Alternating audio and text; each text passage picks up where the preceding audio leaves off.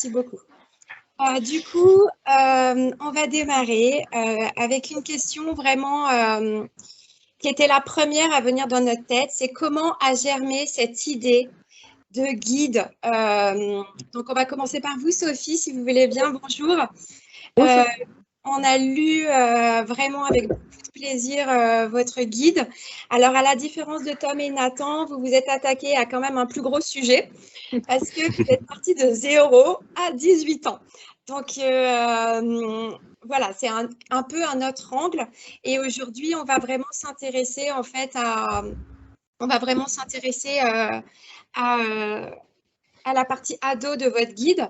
Et du coup, la première question qu'on aimerait vous poser, c'est comment a germé cette idée, en fait, parce que vous avez déjà fait des livres, en fait, sur la littérature jeunesse. Mais là, comment est venue cette idée, en fait, de faire ce guide aux éditions Gallimard Jeunesse avec cette construction-là et cette ligne-là? Alors, c'est une idée qui commence il y a 10 ans, lorsque j'ai fait paraître les tout premiers guides sur la littérature jeunesse, déjà aux éditions Gallimard, avec cette idée d'ouvrir plus largement l'audience de la littérature jeunesse, de diriger le grand public et les parents en premier lieu vers tout ce que moi je pouvais repérer et trouver extrêmement intéressant pour les enfants. Mais je m'étais arrêtée, cette fois j'étais de 0 à 6 et j'ai voulu ouvrir complètement. Alors ça c'est aussi quelque chose, une démarche assez personnelle qui était de se dire, bon voilà, moi j'ai plutôt travaillé sur l'album jusqu'à présent et finalement qu'est-ce que la littérature jeunesse, et ça m'intéressait vraiment de m'ouvrir à tous les types de livres, à tous les âges et d'avoir un aperçu vraiment complet. Mais il y a aussi l'idée de finalement balayer les grandes questions, c'est-à-dire tout, c'est à la fois tous les âges, mais c'est aussi tous les aspects de la littérature jeunesse avec des questionnements sur ses spécificités, sur les grandes questions qui peuvent la traverser. Voilà, donc c'était cette idée d'ouvrir au maximum et de pouvoir transmettre un outil complet. Parce que finalement, il n'y en avait pas vraiment. Je trouvais que ça manquait et puis que ça venait aussi rencontrer les besoins en formation que je connais puisque ça fait maintenant une bonne vingtaine d'années que je donne. J'assure des formations auprès des bibliothécaires, mais aussi des lecteurs bénévoles, par exemple, des enseignants, des professeurs documentalistes, que sais-je. Et ce guide est aussi nourri par tous les questionnements, les besoins qui s'expriment dans ces formations. Merci beaucoup, Sophie. Du coup, vous avez pu voir, on vous a partagé en fait un extrait du guide Tout sur la littérature jeunesse pour que ça vous donne, peut-être que certains l'avaient déjà eu entre les mains, mais voilà, comme ça, vous avez eu un regard un peu plus visuel sur le guide. Tom et Nathan, même question. Du coup, on va partager aussi en même temps que vous répondez votre extrait, l'extrait de votre guide En quête d'un grand peut-être. Du coup, comment a germé cette idée? Parce que c'est comme Sophie, en fait, c'est un travail de longue haleine. Comment a germé cette envie de faire un guide? Je prends la parole, Nathan. Pas de souci. On est un peu parti du même constat que Sophie. Nous, au début, c'est parti vraiment d'une envie personnelle. On voulait fêter 10 ans de blog en littérature ado. Et assez vite est venue l'idée d'un livre.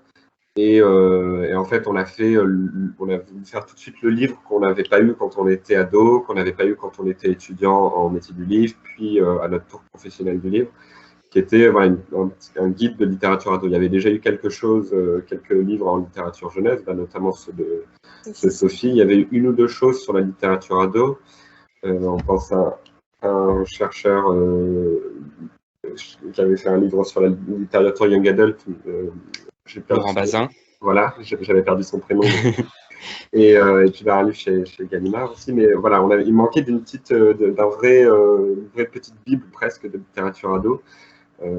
qui réunissent à la fois tout un propos plus de réflexion, qui était aussi nous, notre regard sur la littérature ado depuis ces 10 ans, et des conseils de lecture. On a eu envie de faire des nouvelles inédites, à la fois pour le plaisir, mais aussi pour vraiment lire de la littérature ado dans un guide comme celui-ci.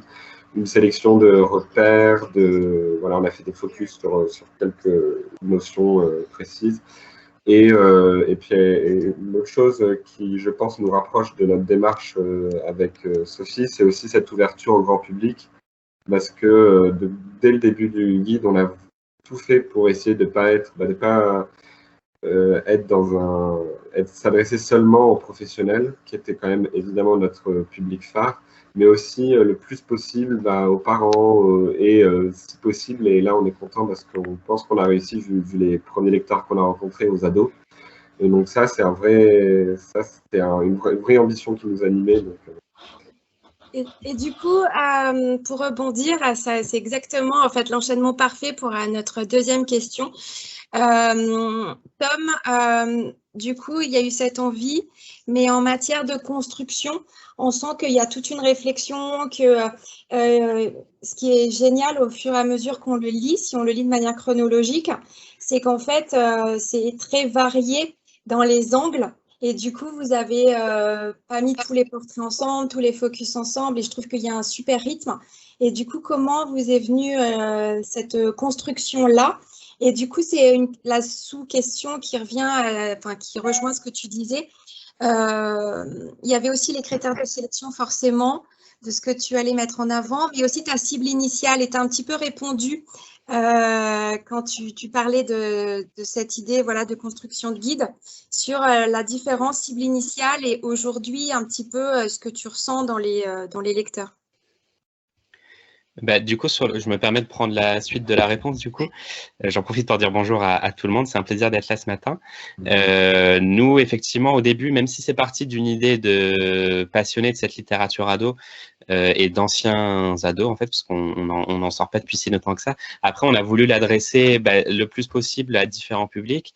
On savait que ça toucherait effectivement les professionnels et toutes les personnes passionnées par la littérature ado, parce qu'il y a tellement peu de livres sur le sujet qu'on se doutait que ça les intéresserait. Et donc, l'enjeu, effectivement, c'était d'aller toucher un public plus large. Il a fallu qu'on construise un guide qui était à la fois très riche parce qu'on voulait parler de plein de choses, parce qu'il y avait 10 ans de lecture de littérature ado derrière nous qu'on avait envie de mettre là-dedans, et en même temps que ce soit le plus dynamique possible. Alors, il y a deux choses, mais ça, je pense que c'est venu assez naturellement, parce que mine de rien, on a quand même une écriture qui est plus de l'ordre de celle du blog que de la littérature universitaire, parce qu'on n'a pas l'intention de faire un livre universitaire.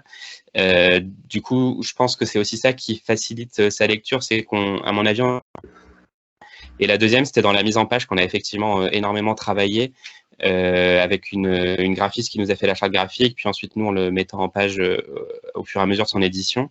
Et là, on a fait en sorte qu'il y ait le plus d'accroches visuelles, de titres, de couleurs, de cadres, enfin plein de choses qui dynamisent vraiment la lecture.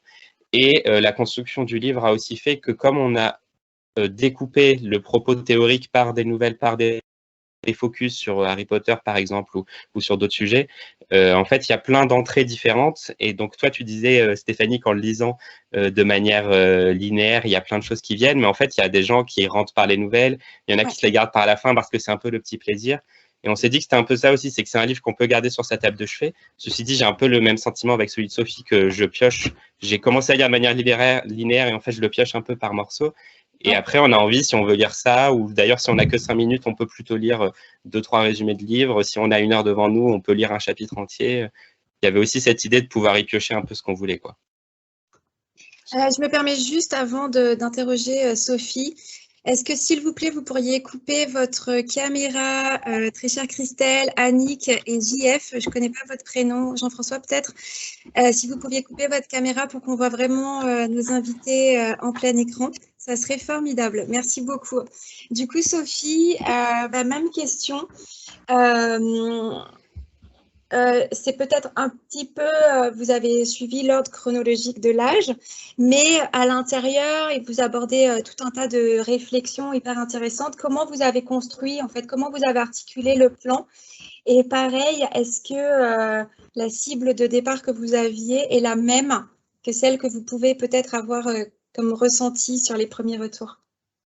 Bah déjà, je voulais saluer le travail de Tom et Nathan, et leur guide a vraiment été un événement, et en particulier, c'est vrai, pour cette construction, pour cette mise en page, pour le lien aussi remarquable avec les créateurs eux-mêmes, avec les auteurs, de pouvoir proposer dans un guide comme celui-ci des nouvelles inédites. C'est vraiment, je trouve que déjà, en tant que tel, dans sa construction et dans sa dimension visuelle, il est vraiment inédit. Alors moi, j'ai travaillé complètement en parallèle. J'ai travaillé aussi, à la différence de Tom et Nathan, avec une maison d'édition et finalement toute une équipe. Mais sinon, j'ai vraiment travaillé seule sur toute cette construction et tout ce contenu.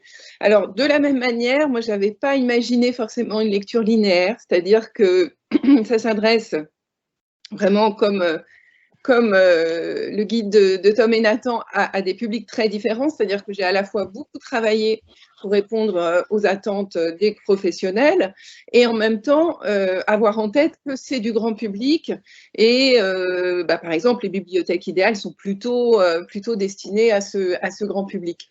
Et donc moi c'est vraiment le fonctionnement par chapitre, c'est-à-dire j'ai 8 chapitres qui vraiment ont donné lieu vraiment à des réflexions pour pouvoir permettre ces entrées. D'ailleurs, dans le rabat de la couverture, on a les 8 chapitres qui sont… Donc, c'est cette idée, effectivement, d'aller piocher et voilà, avec des parties sur les différents types de livres qui sont très nourris, très précises, avec des chronologies et qui doivent là donner des éléments vraiment très, très précis pour des professionnels, et puis d'autres qui sont des questionnements plus généraux. Voilà. Là aussi, la mise en page est importante. Là, elle n'est pas du tout de mon fait. Ça, c'est vraiment des équipes de Gallimard Jeunesse, et en particulier Cédric Ramadier, qui est par ailleurs illustrateur et qui donc connaît aussi bien ce sujet. Il y a un très, très beau travail qui a été fait en ce sens. Voilà. Alors après… Pour répondre à la question du lectorat, c'est vrai que pour l'instant, moi, j'ai plus un retour de professionnels, un retour aussi de la presse, hein, que ce soit le guide d'un grand peut-être ou tout sur la littérature jeunesse. On a eu la chance d'être repéré beaucoup par la presse et d'avoir beaucoup de retours par cet organe-là.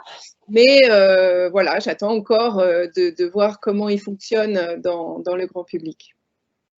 Et est-ce qu'on peut vous poser une question, parce que vous mettez en avant, je ne sais pas, je ne les ai pas tous comptés, mais des centaines en fait de livres comme des incontournables. Comment vous avez fait, Sophie, toute cette sélection? Parce que c'est énorme, enfin, c'est un travail colossal de choix, de comprendre comment vous avez choisi un livre par rapport à un autre. Alors, déjà, c'est un travail long. J'imagine bien. Le guide, c'est 3 ans de travail en réalité. Effectivement, cette partie, cette dimension de sélection de livres mis en avant est vraiment un sujet à part entière. D'ailleurs, je sais qu'avec Tom et Nathan, on ne l'a pas du tout abordé de la même manière. Là, pour le coup, on se distingue vraiment. C'est-à-dire que moi, j'ai décidé d'assumer la subjectivité d'auteur. C'est-à-dire que je n'ai demandé conseil à personne.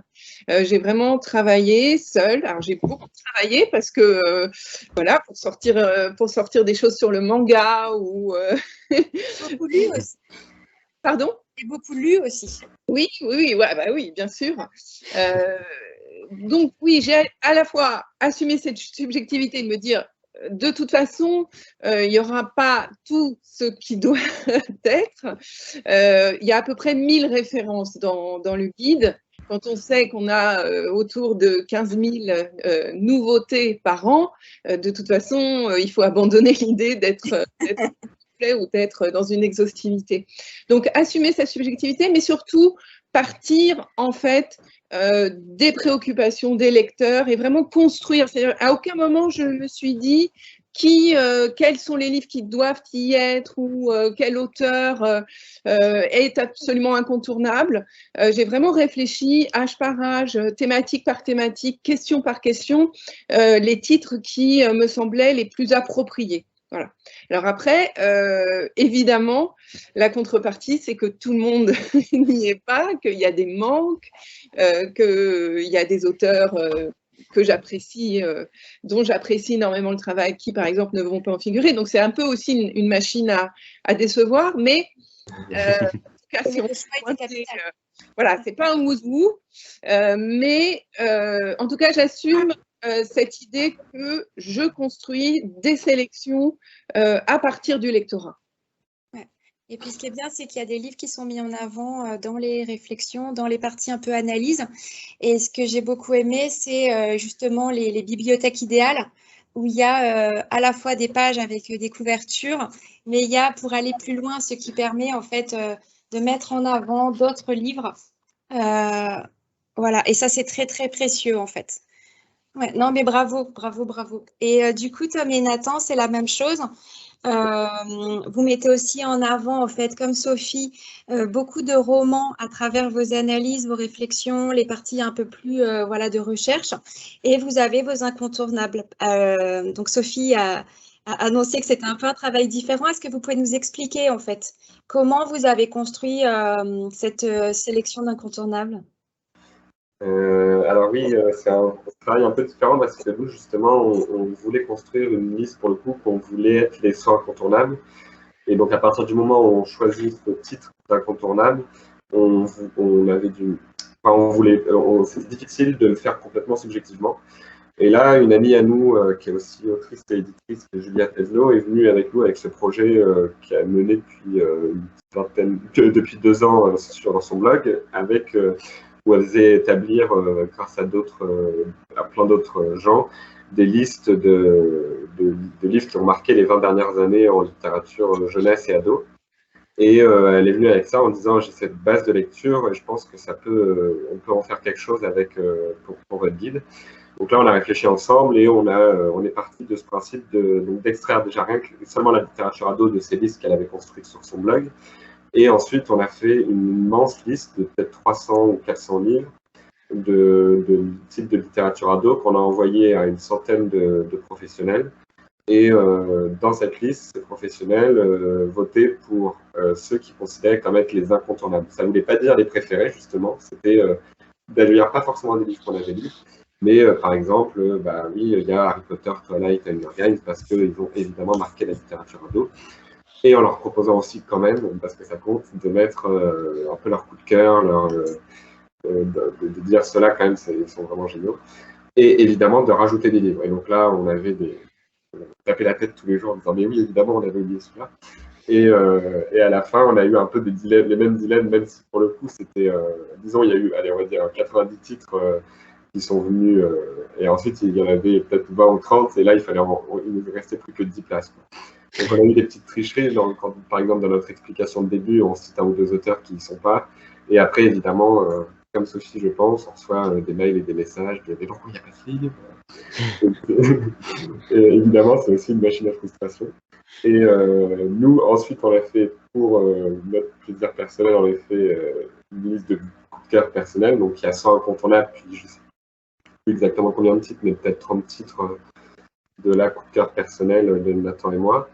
Et en effet, dans tout le livre, on dissémine ici des couvertures, des titres qui sont à la fois des titres qui nous ont marqués ou des livres qui marquent la littérature ado. On essayait d'être aussi dans une grande représentation à la fois de la diversité des auteurs, de la diversité des maisons d'édition, de la diversité des genres.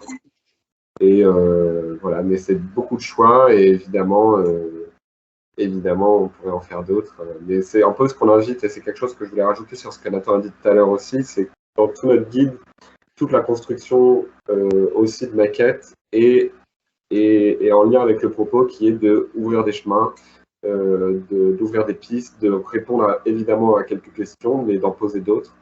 Et aux gens qui nous disent il manque ça et ça, etc. On note un peu aussi pour les prochaines rééditions, mais on dit aussi n'hésitez pas, écrivez des articles, écrivez peut-être votre guide, et je pense que c'est un peu comme Sophie nous a dit quand on l'a rencontrée, quand on a parlé des guides, elle disait, je me souviens que tu nous as dit, Sophie, que tu étais contente de ne plus être la seule dans dans la vulgarisation, on va dire, de littérature jeunesse et ado.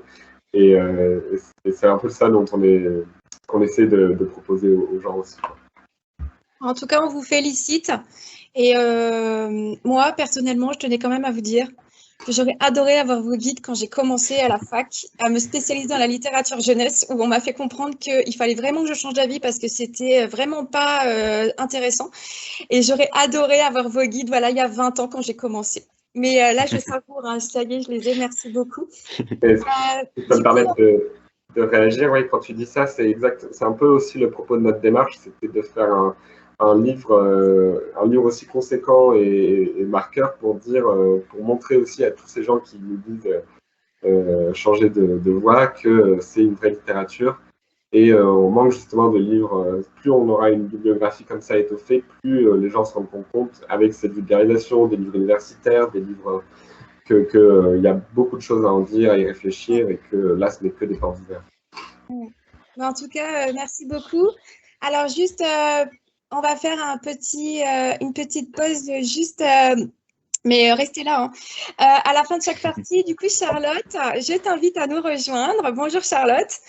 Alors, nous, on a aussi joué ce jeu-là. On s'est bien cassé la tête. On va vous montrer comme ça tout au long en fait de la présentation nos 4 incontournables. Alors, ça a été horrible parce que la liste était très longue et on s'est dit qu'il faudrait 4 heures pour tout vous montrer. Du coup, Charlotte, ça y est, vas-y. Allez. Présente, bon, montre-nous. On se retrouve un peu perdu face à sa bibliothèque en se disant mais quel livre on va sélectionner. Bon, les 4, les voici. À la brocante du cœur, donc de Robert Cormier à l'École des loisirs, qui est paru en 2003 pour la première édition. Sweet 16 d'Anne-Lise Hortier aux éditions Casterman et qui est paru en avril 2013. Soleil glacé de Séverine Vidal chez Robert Laffont en mars 2020. Et Sauveur et fils, donc là c'est le premier tome de Marion de Muraille qui est sorti en juin 2016.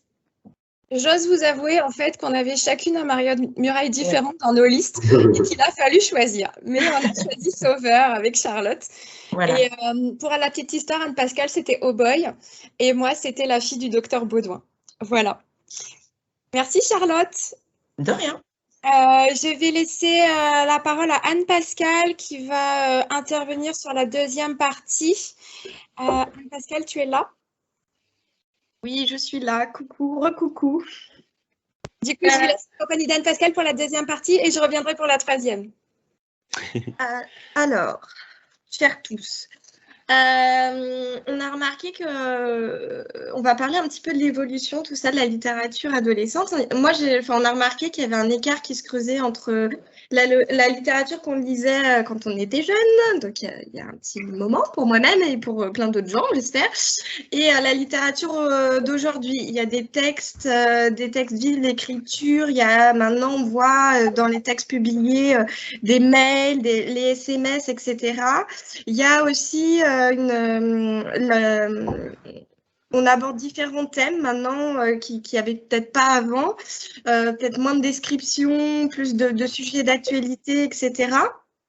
Il y a des choses plus haletantes et tout ça face à la concurrence des réseaux, hein, les téléphones, tout ça. Je voudrais donc savoir, je vais commencer par Sophie, qu'est-ce que tu évoques aujourd'hui, donc cette littérature adolescente?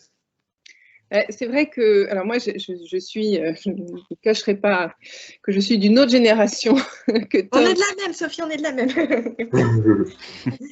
Et bon, déjà, constater en seulement une génération le déploiement exceptionnel. Hein. Moi, quand j'étais ado, il y avait un titre qu'on se refilait sous le manteau, c'était des cornichons au chocolat. C'est à peu près tout ce qui existait. Donc, voilà.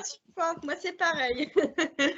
Donc déjà, je crois que c'est aussi ce déploiement complètement exceptionnel de toute une littérature. Ça, c'est très, très fort.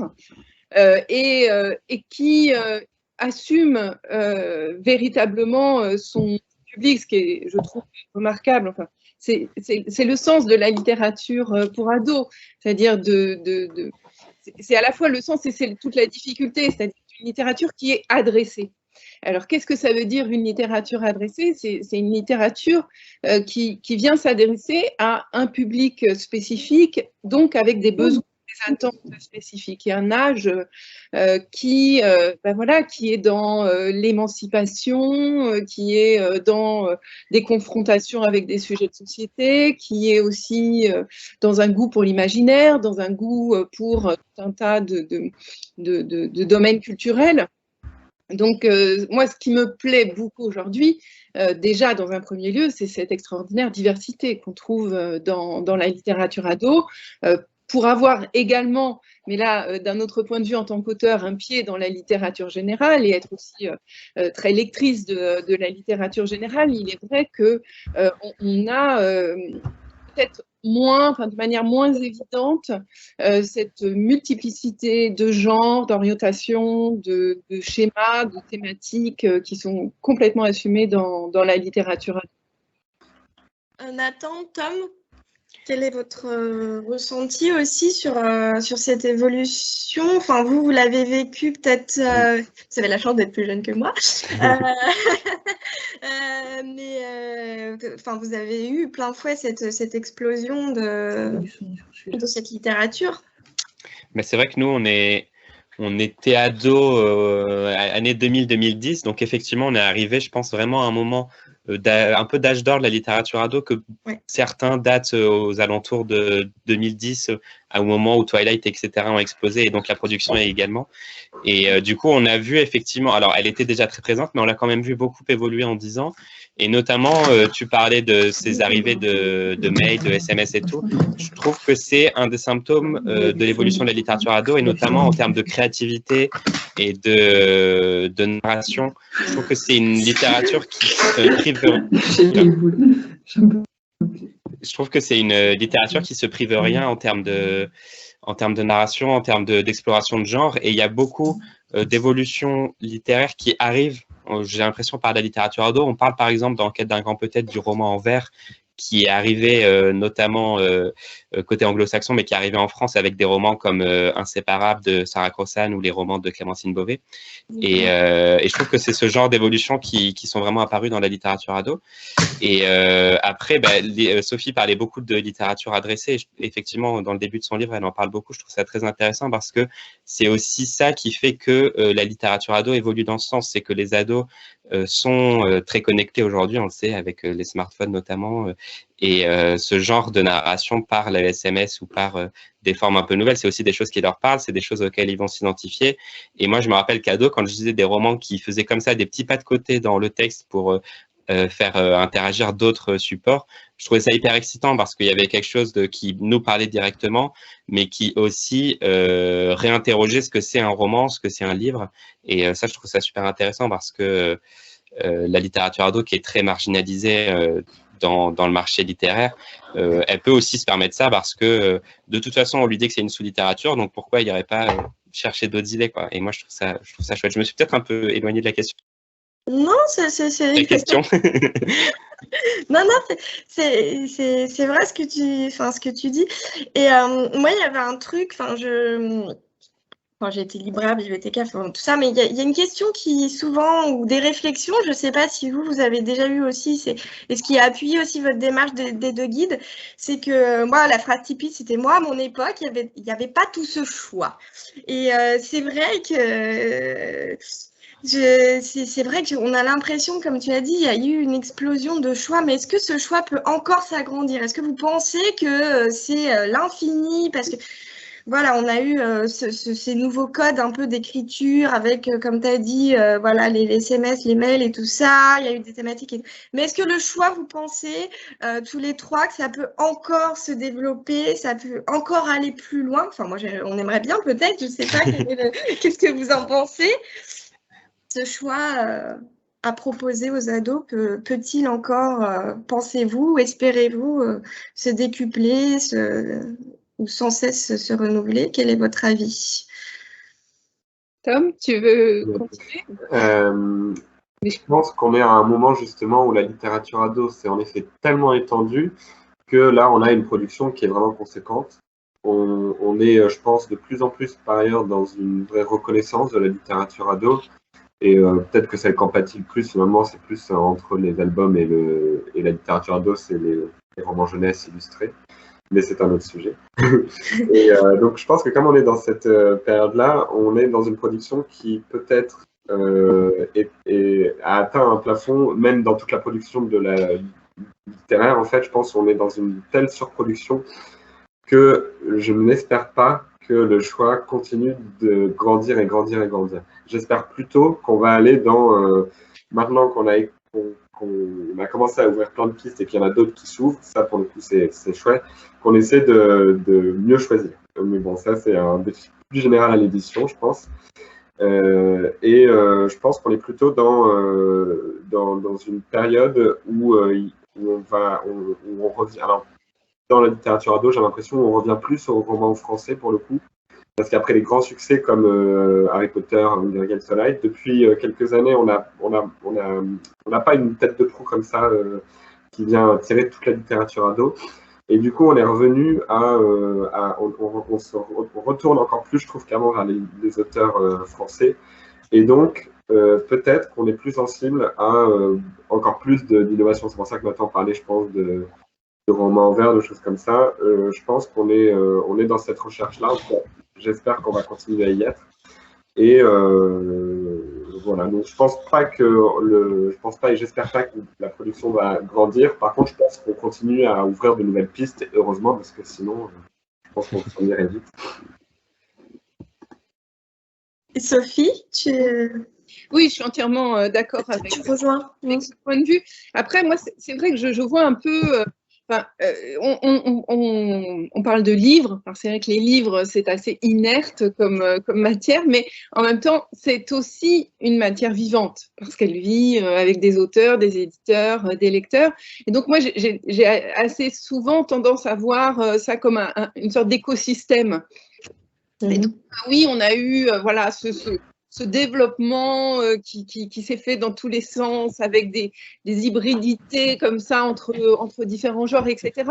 Et je pense que tout simplement, ça va absolument continuer à évoluer et donc par mutation. Et c'est sûr qu'il y a des genres, il y a des manières aussi de faire des romans pour ados qui vont peut-être être progressivement abandonnés et de nouvelles manières qui vont émerger. Moi, l'une de mes entrées dans la littérature ado, c'est d'être jurée du prix Vendredi, qui est un prix qui a été initié par le Syndicat national de l'édition dans sa branche jeunesse et qui avait justement pour ambition de pointer, de mettre en valeur une production française des auteurs français de littérature ado.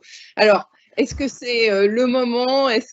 Comment ça se fait? Mais ce qui est assez étonnant, c'est qu'on en est à la 5e édition et on voit vraiment, moi j'ai vraiment vu ces 5 dernières années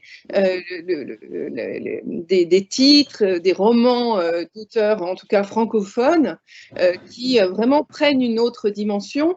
Et c'est vrai qu'ils apportent quelque chose de complètement différent du modèle des littératures de l'imaginaire anglo-saxonne.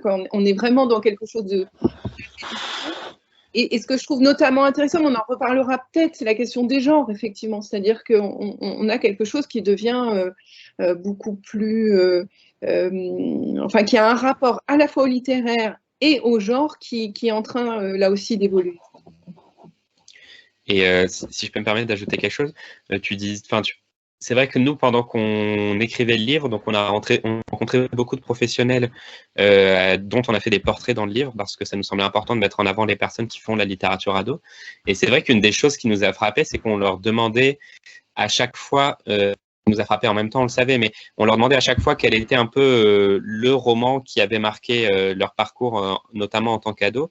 Et en fait, effectivement, comme ces personnes sont des professionnels depuis plusieurs années, c'était souvent des des personnes qui, à leur époque, en tant qu'ado, n'avaient pas de littérature ado et qui citaient un Barjavel ou ce genre de titres qui sont plutôt des classiques en littérature générale. Et aujourd'hui, je pense qu'on va aussi avoir toute une génération de nouveaux auteurs et de nouvelles plumes qui, justement, eux et elles, ont grandi dans la littérature ado comme nous. Je pense par exemple à Anne-Fleur Multon ou à Aileen Mancho chez Pocket Jeunesse et chez Sarbacane, l'une et l'autre, qui ont grandi avec la littérature ado, qui se sont nourris d'auteurs pour ados et qui aujourd'hui deviennent à leur tour des auteurs pour ados. Et je pense que ça, naturellement, va aussi amener une nouvelle fraîcheur et peut-être une littérature encore plus adressée, comme pour reprendre l'expression de Sophie. Et ça va forcément jouer quelque chose dans l'évolution de la littérature ado, à mon avis. Mais d'ailleurs, du coup, par rapport à tout ça, finalement, est-ce que les ados délaissent tant que ça la lecture, vu tout ce qu'on leur propose, ou non, ils sont là, ils sont toujours là, ils y reviennent? Parce que parfois, on voit le petit lecteur, moi j'appelle ça un petit lecteur qui devient grand, hein, les petits bouts de chou qui se mettent à la lecture. Enfin, Sophie, tu parles très bien de l'évolution, comment on s'approprie le livre, enfin, c'est absolument passionnant. Et puis, on arrive au collège, et puis voilà. Et on grandit et on est ado. Est-ce que vous pensez que les ados, du coup, délaissent, reviennent, continuent, n'oublient pas, et que justement ce vivier de nouvelles plumes, cette nouvelle production, tout ce qu'on n'avait pas, nous, peut justement les garder, les faire grandir, etc. Qu'est-ce que vous en pensez? Si je peux répondre, je pense. Alors, il me semble que je crois que c'était l'année dernière qui est sortie. Je me souviens plus exactement quand est sortie la dernière étude sur les pratiques de lecture. Il me semble qu'on observe en effet un petit recul de la lecture, mais déjà générale, pas seulement chez les ados, et notamment chez les ados. Après, on parle beaucoup de lecture au sens classique. Je pense qu'il y a aussi beaucoup de pratiques de lecture chez les ados qu'on ne considère pas comme des pratiques de lecture et qui en sont. Ne serait-ce que, en effet, on parle d'Instagram, des réseaux comme Wattpad, où il n'y a pas seulement l'image, il y a aussi beaucoup de choses à lire. Dans les stories, il y a des contenus militants, il y a des contenus de poètes, et là, il y a toute une autre forme aussi, pas seulement de lecture, mais d'écriture qui se développe sur ces réseaux-là, et qui, je pense d'ailleurs, en tant qu'éditeur ou professionnel du livre, il faut aussi aller regarder, fouiller, essayer de, même si c'est difficile peut-être de passer un peu les barrières pour y aller. Et ça, je pense que c'est général depuis peut-être depuis le début on commence à parler, on en parle un peu dans le guide, mais depuis qu'on commence à parler d'adolescence et puis même d'enfance, c'est un regard général sur l'adolescence et l'enfance où de toute façon, on regarde tellement de haut les enfants et les adolescents qu'on déprécie beaucoup de formes de pratiques. Et donc là, le livre n'est pas déprécié parce que voilà, c'est le livre, mais toutes les autres formes le sont. Et ça, je pense que c'est important à avoir en tête aussi pour parler aux ados et conquérir les ados, pas pour leur mettre des livres entre les mains, justement, pas leur dire tiens, plutôt que de passer ton temps sur ton téléphone. Peut-être faire des résonances d'ailleurs, dire justement, Nathan parlait d'Anne-Fleur Multon, c'est aussi une amie avec qui j'ai pas mal discuté de ça et elle me disait sur son livre, justement, son dernier livre qui est sorti avec Samantha Bailly, c'est un livre sur notamment sur les youtubeuses, et je caricature rapidement, mais elle disait justement, c'est un livre typiquement où si le centre d'intérêt des ados en face c'est YouTube, leur dire tiens, je connais un super livre pour toi, c'est celui-ci. Il y a forcément des points à faire et je pense que c'est là qu'on peut ramener aussi les lecteurs vers des livres.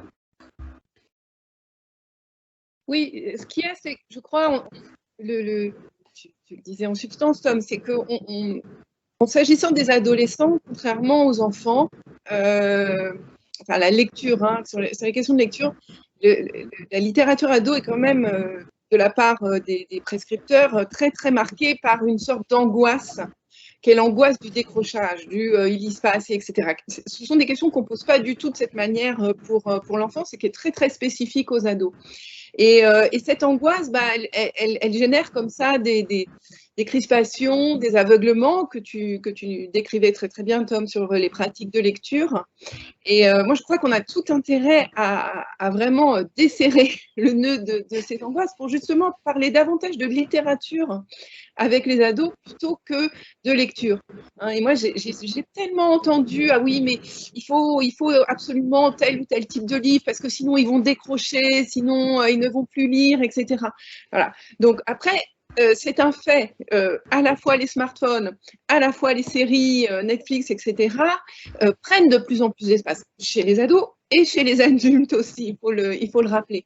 Et que forcément, ça va modifier des choses dans les pratiques de lecture, mais pas simplement en termes quantitatifs. C'est-à-dire que au moment où on mange littéralement de la fiction à travers les écrans, bah peut-être que les besoins en littérature vont être modifiés. Peut-être que cette idée, voilà, des livres dont qui sont captivants, les page-turners, etc., bah peut-être qu'aujourd'hui, c'est d'autres formes de littérature qui vont intéresser les ados, tout simplement parce que ce besoin-là, ils le nourrissent par d'autres biais.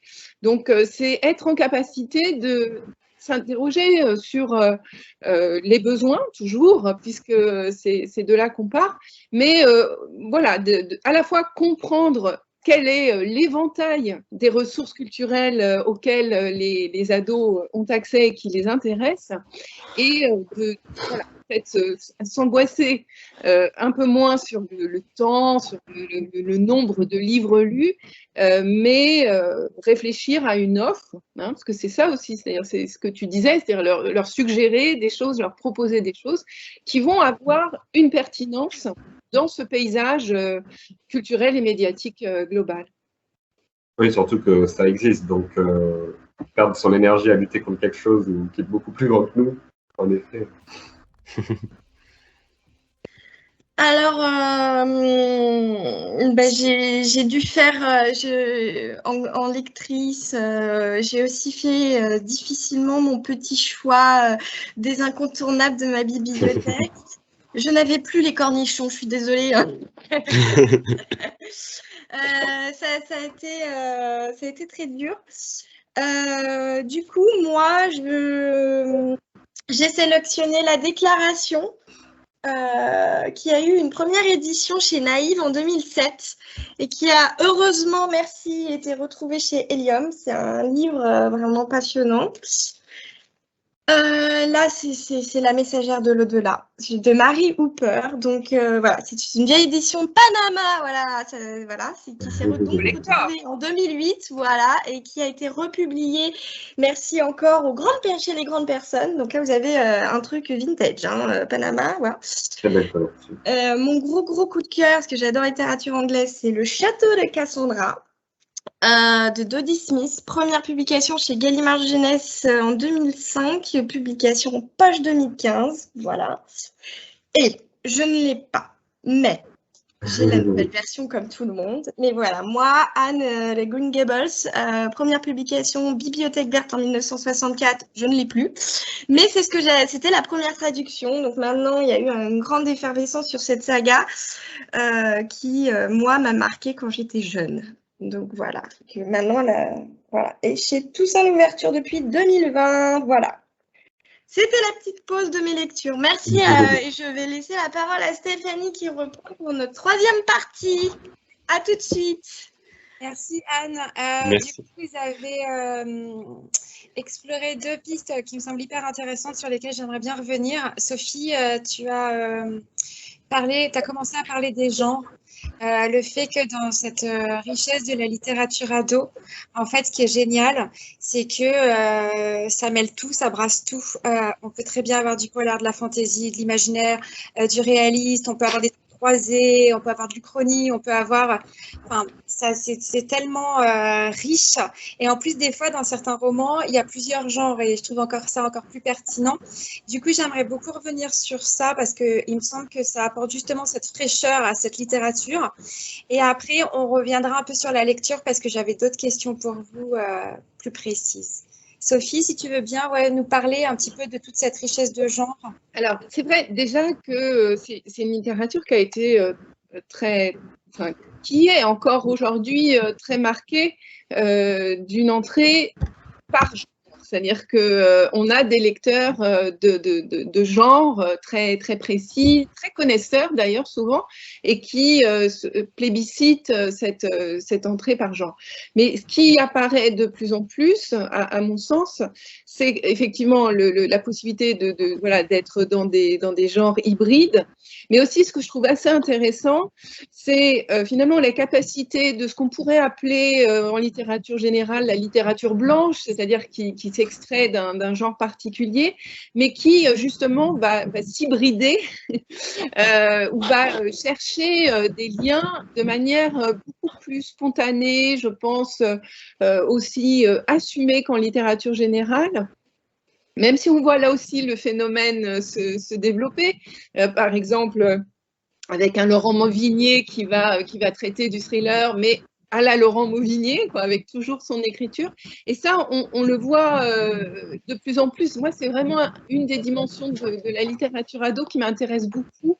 C'est donc vraiment des romans d'auteurs qui vont travailler une écriture, un style, qui vont vraiment avoir une ambition littéraire sur l'écriture plus peut-être que sur l'intrigue, mais qui vont complètement intégrer des codes d'un genre particulier. Et aussi, ce qui est intéressant, c'est la capacité de certains, je pense à Marion Brunet notamment, qui est évidente sur cette question-là, mais aussi des gens comme Éric Pessan, etc. C'est-à-dire vraiment la capacité à aller vers voilà, de changer de registre et de surprendre, ou Marie Pavlenko, etc. C'est-à-dire vraiment être voilà, d'un livre à l'autre, de renouveler complètement l'approche, notamment parce que cette question du genre, je trouve qu'elle apporte précisément beaucoup d'intérêt à intégrer cette littérature. Merci. Mais Nathan, si vous voulez rebondir sur la question du genre. Eh ben, je veux bien, oui, je vais rebondir. Je ne sais pas si Nathan est encore avec nous, je ne te vois plus bouger. Alors moi, je voulais, alors, dans les auteurs que tu as cités, je pensais aussi à Vincent Villeminot, qui, je pense notamment à son livre, pour moi, mon préféré de lui, c'est Le copain de la fille du tueur, qui mélange, je pense, à peu près 3 genres, peut-être je crois fantastique, thriller et romance. Et il y a en effet des auteurs comme ça qui se réinventent de livre en livre, et voire dans un livre qui mélange absolument tous les genres. Et moi, quelque chose que je trouve assez marquant en fait dans l'idée que la littérature ado est très marquée du genre ou de l'imaginaire, c'est que c'est une littérature qui fait vraiment la part belle au fait de raconter des histoires. Et c'est quelque chose qui, je pense, on voit de plus en plus en littérature adulte, sans doute influencé par la littérature ado qui regardait cartonner en librairie. Ils ont forcément se sont forcément penchés sur cette littérature. Avec des maisons d'édition comme Iconoclast qui, on le sent quand même, s'empare de ces codes-là. Voilà, c'est une littérature qui n'a pas peur de raconter des histoires et peut-être tourne moins autour d'elle-même. Et sans doute, je pense, avec cette très bonne formule que tu utilises, Sophie, parce qu'elle est adressée. On n'oublie jamais notre lecteur en littérature ado. On a toujours en tête le fait qu'on veut raconter une histoire à quelqu'un. Et ça, je pense que c'est ce qui fait aussi qu'on va dans le genre, dans l'imaginaire. Par exemple, Stéphane Servan aussi, c'est un auteur qui utilise merveilleusement bien le genre pour mieux revenir à nous et à notre époque. Ça, c'est vraiment des auteurs qui, je rejoignais tes choix aussi, Sophie, qui sont intéressants sur ces questions-là. Ouais. Nathan, t'es encore avec nous, Nathan? Nathan, je pense qu'il a des problèmes de connexion. Ouais. Je pense qu'il va se déconnecter pour revenir avec nous. Du coup, donc voilà la question des genres. Est-ce que on va peut-être revenir aussi sur la lecture, parce que je rejoins tout à fait ce que dit Sophie sur qu'il faut débloquer ce nœud en fait sur cette angoisse en fait, mon enfant lit pas, enfin voilà. Et j'ai une question, d'ailleurs vous l'abordez hyper bien dans votre guide, c'est le fait de toute cette littérature qui est prescrite, où on prescrit plus de classiques. Enfin, moi, je vois j'ai des enfants au collège, au lycée. Ça m'est jamais arrivé qu'on leur demande en fait une littérature un peu contemporaine. Il y a juste une exception quand dans la classe de ma fille, ils ont reçu Gaël Aymon. Donc là, ça a été le seul moment où voilà, ils ont parlé de littérature contemporaine. Et du coup, je voulais vraiment qu'on revienne sur est-ce que cette littérature ado, elle a cette effervescence et cet appétit pour les jeunes parce qu'elle n'est pas obligatoire. Est-ce que si elle devenait prescrite, est-ce que ça serait... Enfin, voilà, j'aimerais bien qu'on reparle un peu de ce côté lecture plaisir, lecture prescrite et lecture contemporaine, lecture classique. Je trouve que ça serait hyper intéressant d'aborder ça. Bon, moi, je regrette profondément, mais je suis pas la seule, ça a été largement commenté, l'absence, effectivement, non seulement de la littérature pour la jeunesse, mais aussi, finalement, en quelque sorte, de toute littérature contemporaine, au programme notamment du collège. Moi, j'ai rencontré énormément de professeurs documentalistes, que ce soit au collège ou au lycée, qui, par contre, font un magnifique travail sur cette littérature, mais qui le font, en tout cas, pas du tout dans le cadre des programmes officiels qui ont vraiment quasiment expurgé toute cette notion. Et effectivement, en plus, enfin, il y a les classiques, mais il y a aussi des sortes d'abrégés ou voilà, on va faire un roman sur Rimbaud, enfin, des choses vraiment assez épouvantables et qui vraiment n'ont pas beaucoup de sens. Donc, encore une fois, comme souvent dans le système éducation nationale, c'est parce qu'il y a des gens qui vont porter, des passionnés, des professionnels, des enseignants qui vont vraiment porter cette question-là, qu'elle va pouvoir parvenir aux élèves. Or, je pense que même si c'est dans un cadre scolaire, on sait quand même à quel point l'école, l'éducation nationale touche tous les enfants. Et donc, ça reste quand même le seul lieu où on va pouvoir toucher absolument toutes les classes sociales. Tous les parcours, tous les contextes. Et il y a des tas de manières, que ce soit par des prix littéraires, par des projets qui sont menés entre disciplines, etc., d'amener effectivement une littérature qui n'est pas faites-moi la fiche de lecture pour dans 15 jours, ou voilà, il y a cette injonction qui effectivement peut être compliquée pour les ados, mais par contre qui peut être vraiment une ouverture voilà, typiquement de rencontres avec des auteurs, etc. Donc, je pense qu'il faut... Enfin, voilà, ça, c'est vraiment des éléments à soutenir absolument où que l'on soit de ces projets, de ces initiatives qui vont permettre la rencontre à un moment donné d'un jeune avec la littérature. Voilà, et il peut aussi y avoir des enchantements pour des classiques, il ne faut pas... Il ne faut pas caricaturer du tout, mais c'est vrai que là, on voit quand même qu'il y a tout un pan de la littérature contemporaine, de la littérature jeunesse, qui bien souvent n'entre pas du tout dans le cadre scolaire. Ouais. Nathan, t'es revenu ou... Oui, c'est bon, Internet m'avait lâché, je ne sais pas pourquoi. Nathan, tu voulais répondre ou Non, vas-y, je raccroche, moi. Okay. Alors, je suis vraiment d'accord avec Sophie. D'ailleurs, je trouve qu'en effet, la rencontre des auteurs, je pense qu'elle est intéressante aussi pour montrer aux ados que c'est une littérature qui est vivante et que la lecture n'est pas seulement quelque chose de mort. Je pense qu'il y a en effet beaucoup de ponts à faire. Moi, je prends souvent comme exemple Songe à la douceur de Clémentine Beauvais. C'est une réécriture de classique. C'est qu'un exemple parmi d'autres. Donc, il y a forcément des ponts à faire entre des œuvres ados qui ont tout un héritage, en effet, de littérature générale ou classique. Et par ailleurs, je pense qu'on peut aussi trouver des classiques qui sont aussi plus dans une énergie proche de la littérature ado, qui est pour nous, qu'on appelle vraiment une littérature de l'intensité, des grandes émotions, des premières fois. Et il y a des classiques, tout à l'heure on parlait du Grand Maul, on pourrait citer Salinger, on pourrait même des œuvres comme Au bonheur des dames, dans l'œuvre de Zola, il y en a un ou deux. Enfin voilà, des œuvres qui elles-mêmes sont plus empreintes de cette énergie qui est proche de la littérature ado que de choisir un vieux Balzac. Enfin, voilà, moi je trouve qu'il y a des œuvres qui sont tellement difficiles d'accès au premier abord que les faire commencer par là, en effet, là on fait plus d'apprentissage dans ce cas-là de l'étude littéraire et stylistique, qui n'est pas intéressante pour tout le monde. et pas tant l'apprentissage tout de suite de ce que c'est la lecture et la littérature. Et par ailleurs, si on fait une approche vraiment littéraire d'études et tout, je pense qu'on peut aussi faire une vraie étude littéraire de texte ado. Et on n'aura pas forcément les mêmes clés de lecture d'ailleurs qu'une étude littéraire, en effet, que ce soit de Balzac ou Zola. Et je n'exclus pas du tout Balzac et Zola. C'est juste que, voilà, par exemple, en littérature ado, on va avoir le personnage de Marichou, comme on l'appelle, qui est une espèce de personnage un peu classique, de jeune fille. Enfin voilà, il y a des codes comme ça. On peut d'ailleurs aller chercher des métaphores ou des narrateurs non neutres. Enfin voilà, il y a plein de notions qu'on peut aborder à travers la littérature ado qui vont être soit propres à la littérature ado, pas forcément, mais en tout cas où il y a toute une étude littéraire à faire. Et là, par contre, ça demande en effet des profs motivés, des profs qui vont un peu bousculer leur cours habituel pour essayer d'aller chercher d'autres choses. Et il y en a plein, je pense que c'est juste l'institution qui a du mal à se saisir de ça. Oui, d'ailleurs, on parle très peu en littérature jeunesse, on parle d'auteurs, pas d'écrivains.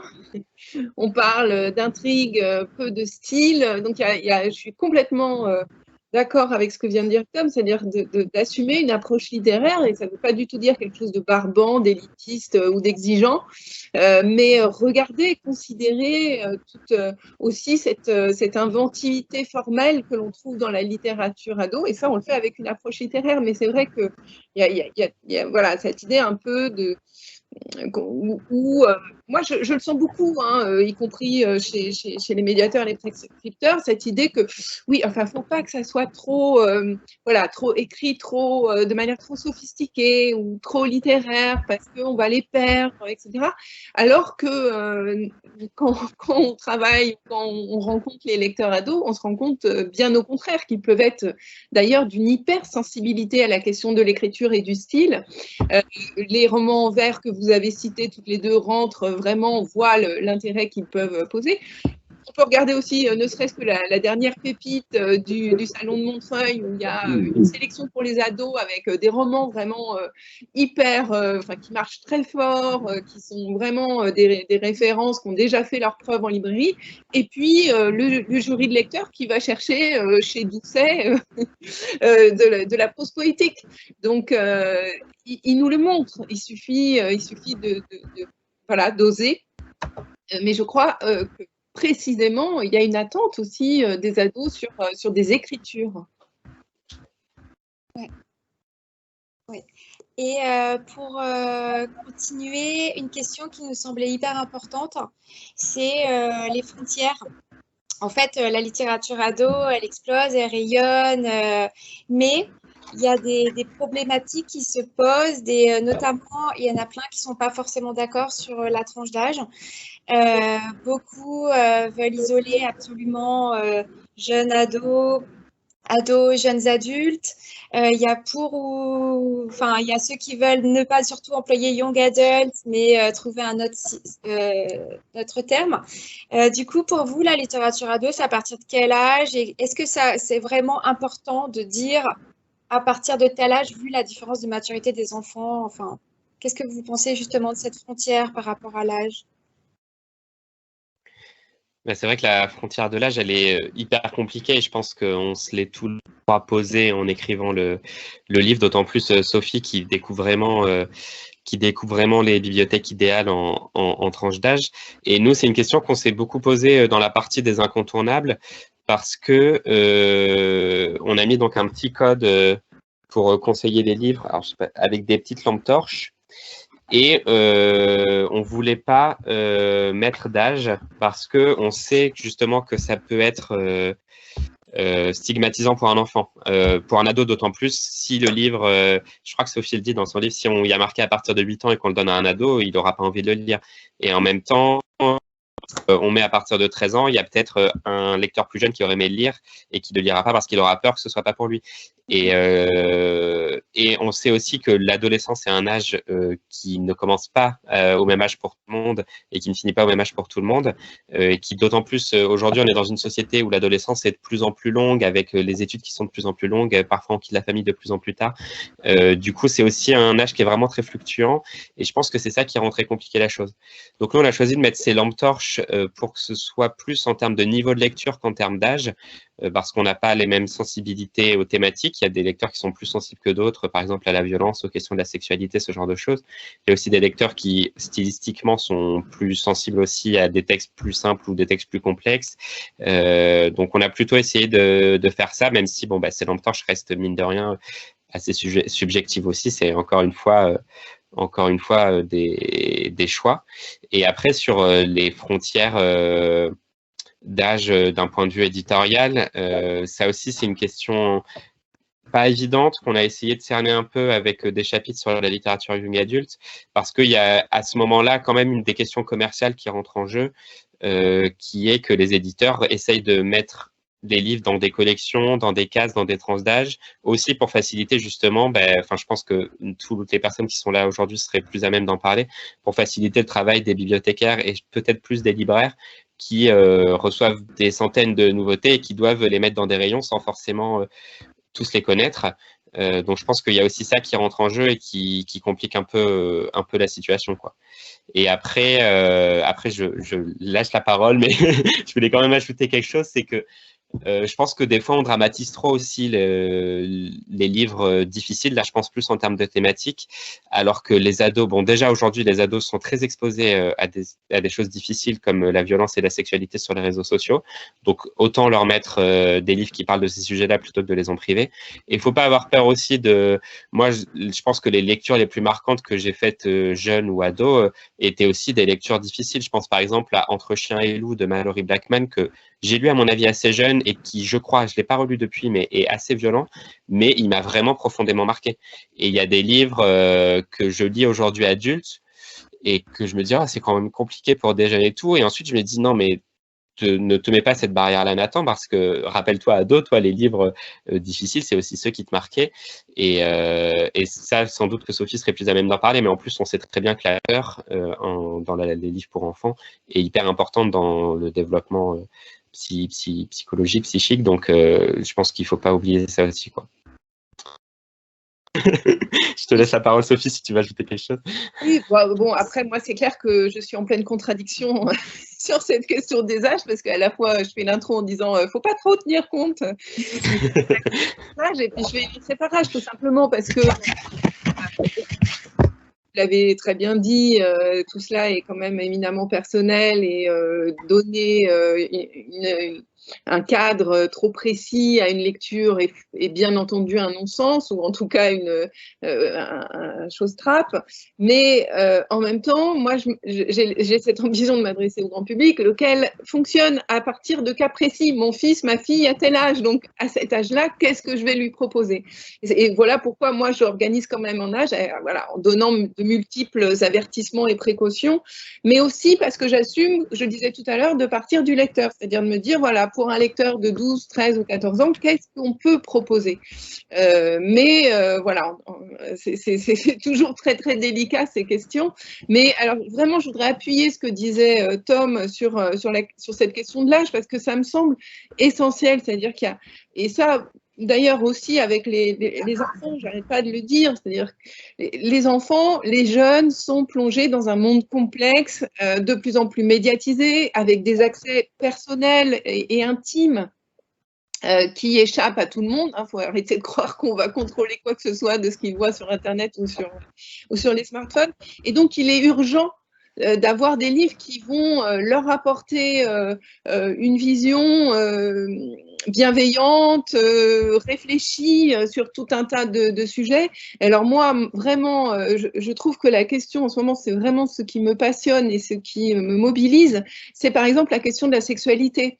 C'est-à-dire qu'on voit quand même que la sexualité des ados aujourd'hui, elle est extrêmement complexe, elle n'est pas toujours simple, dénuée de complexité, parfois de violence, et on n'a pas du tout en regard cette question-là dans la littérature ado. Et moi, je sens très bien dans les discussions, dans les formations, là, on touche à un point très, très sensible. Voilà, est-ce qu'on peut avoir des représentations de scènes explicites en littérature ado? Encore aujourd'hui, une majorité de prescripteurs, de médiateurs sont très, très mal à l'aise avec ces questions-là. Et moi, j'encourage vraiment, j'ai vraiment envie d'encourager ça, parce qu'il est vraiment urgent qu'on ait d'autres représentations, d'autres imaginaires sur la sexualité qui soient portés par la littérature, c'est-à-dire un objet qui est intime, mais qui nous parle des autres, que l'on maîtrise. On peut arrêter un livre. Les ados sentent très bien si c'est pour eux, pas pour eux, si ça les met mal à l'aise, pas mal à l'aise, etc. Et il est vraiment urgent d'encourager. En plus, les auteurs sont là, enfin, ne serait-ce que le dernier Fleur Vesco, Doré d'Oreiller, qui est magnifique et qui a une capacité à mettre en scène une sensualité, à parler du corps masculin, qui est quelque chose quand même qu'on trouve très peu, y compris en littérature générale. Et voilà, donc ça, je pense que c'est vraiment extrêmement important de considérer que de toute façon aujourd'hui, les enfants comme les adolescents ont malheureusement accès à tout un tas de choses très compliquées pour eux et que la littérature peut être vraiment ce moyen de les appréhender avec une richesse, une intelligence et une sensibilité qu'on ne trouve pas ailleurs. Ouais, non, vous avez parfaitement raison. Moi, j'ai le souvenir d'avoir animé une rencontre à Montreuil sur 3 garçons. En fait, j'étais avec Stéphane Servan pour Féline, 3 garçons chez Thierry Magnier. Alors, vous m'excuserez, j'ai complètement oublié le nom de l'autrice, mais c'était magnifique, en fait, d'être aussi franche, aussi crue. Je ne sais pas si vous avez lu tous les 3 garçons, mais voilà, il y a eu beaucoup d'interrogations sur publier ou pas, parce qu'il y a une scène un petit peu dure, mais toute cette interrogation sur garçon, fille, enfin magnifique. Et après, moi, si je peux rebondir, moi je trouve ça génial en fait, cette liberté d'aborder tout ça. Après, je me remets dans la peau libraire que j'ai eue pendant 10 ans. Bah, la première question des parents, c'est ça en est où dans le bouquin? Est-ce qu'il y a un baiser? Est-ce qu'il y a du sexe? Est-ce que si? Et du coup, dès qu'on était honnête, en disant, ben voilà, il y a une histoire d'amour, tout ça, et ben il le reposait. Et en fait, c'était assez, j'étais pas choquée, mais j'étais vraiment surprise par ce refus, en fait, de non-autorisation, en fait, à la vraie vie dans les bouquins. Et du coup, je me mets à la place de libraire, bibliothécaire aujourd'hui, à conseiller ça pour les parents, ben, c'est compliqué. Peut-être qu'il faut mentir aux parents. Je pense que c'est une des choses que... Alors, c'est surtout, je pense que le meilleur endroit, ça va être les CDI pour ce genre de livre. Et sans doute les bibliothèques aussi, parce qu'il y a quand même beaucoup d'ados qui vont seuls, ou peut-être comme il n'y a pas la barrière de l'achat, les parents sont peut-être un peu moins regardants sur les achats.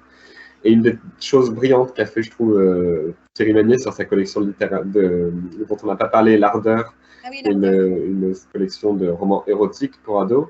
Donc déjà, un sacré engagement avec des magnifiques couvertures et des photos de Cha González qui sont vraiment, vraiment belles.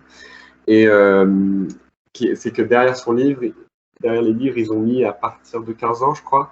Et quand il a publié la collection, il expliquait que c'était aussi un vrai...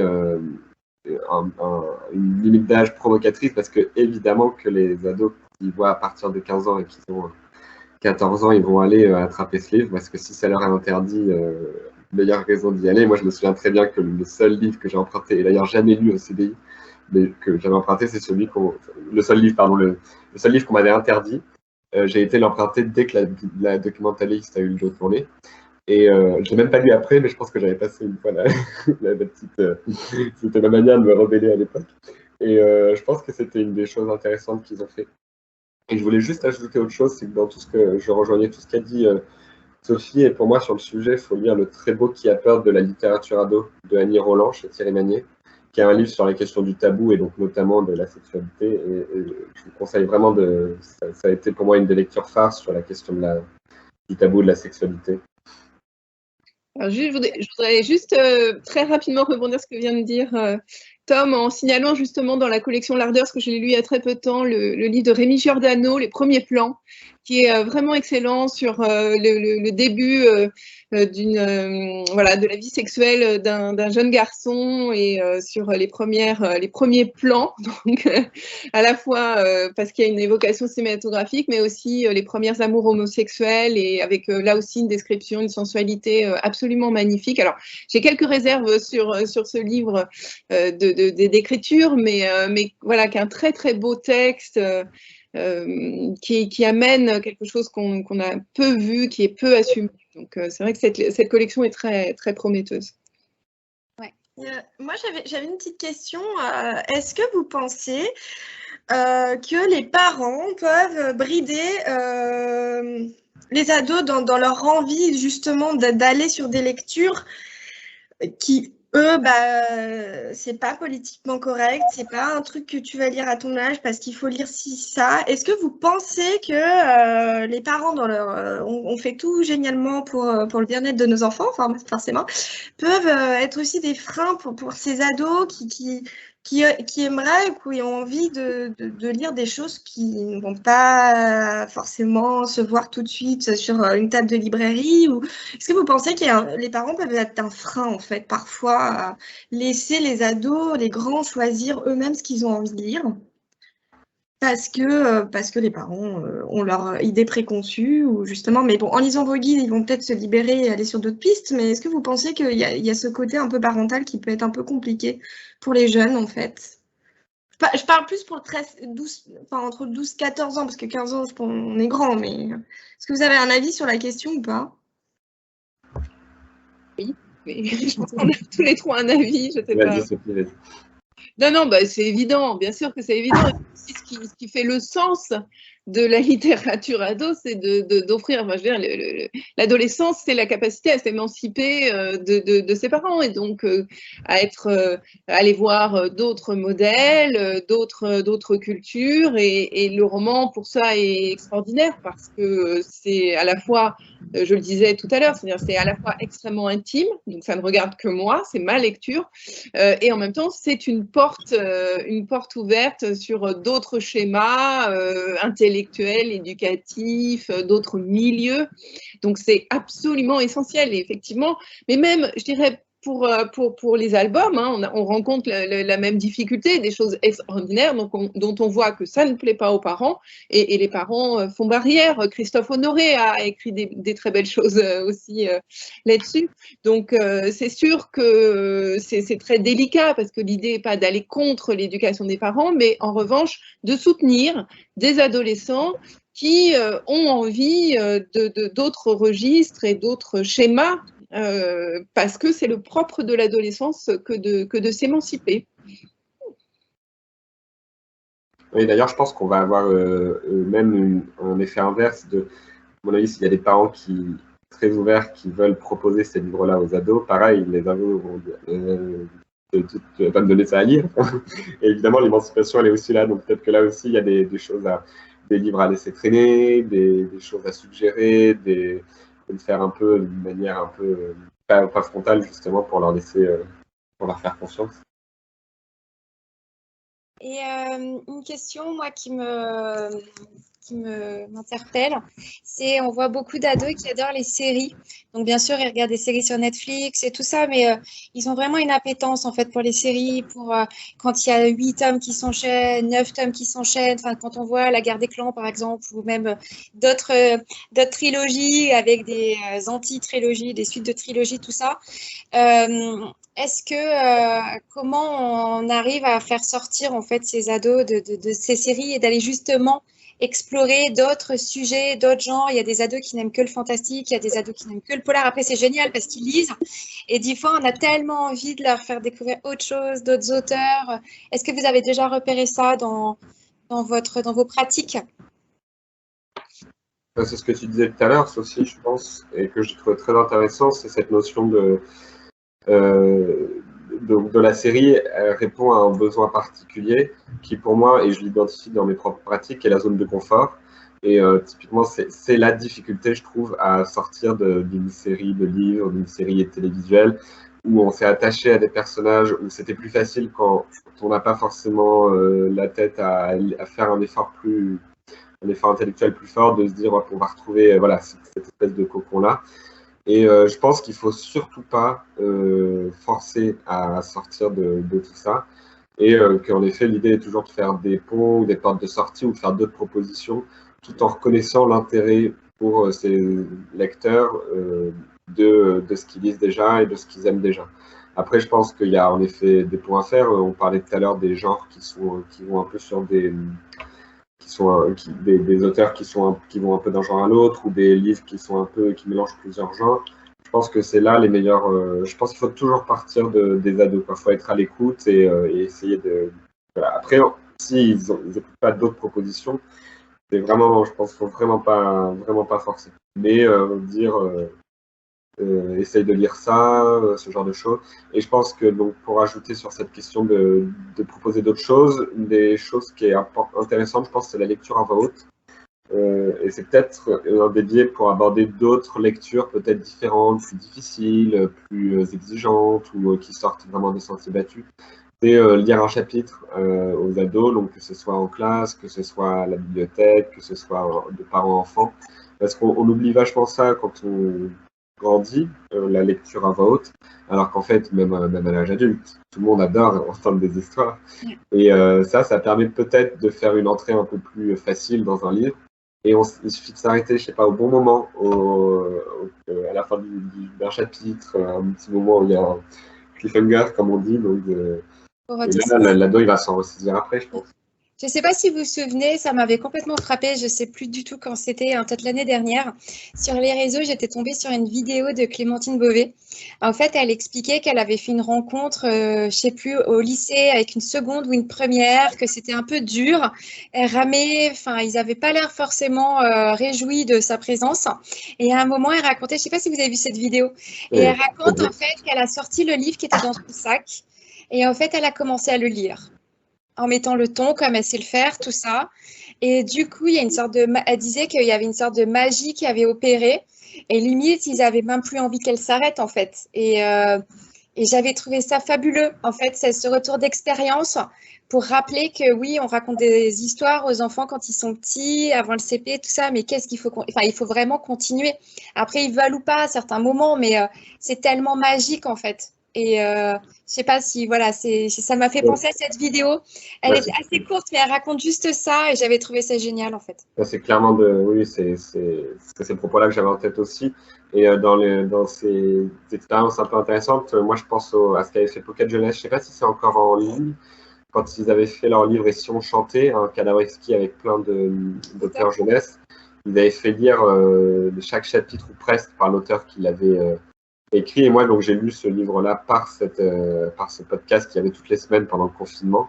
Et on entendait encore plus chaque voix d'auteur parce que c'était lu par leur propre voix. Et ça, c'était vraiment une belle expérience. Ouais, carrément. Mais ça s'est beaucoup vu pendant le confinement. Enfin, il y a beaucoup de bibliothèques, de libraires qui ont mis ça en place, en fait, de lire des histoires et tout. Et je trouvais ça vraiment magique.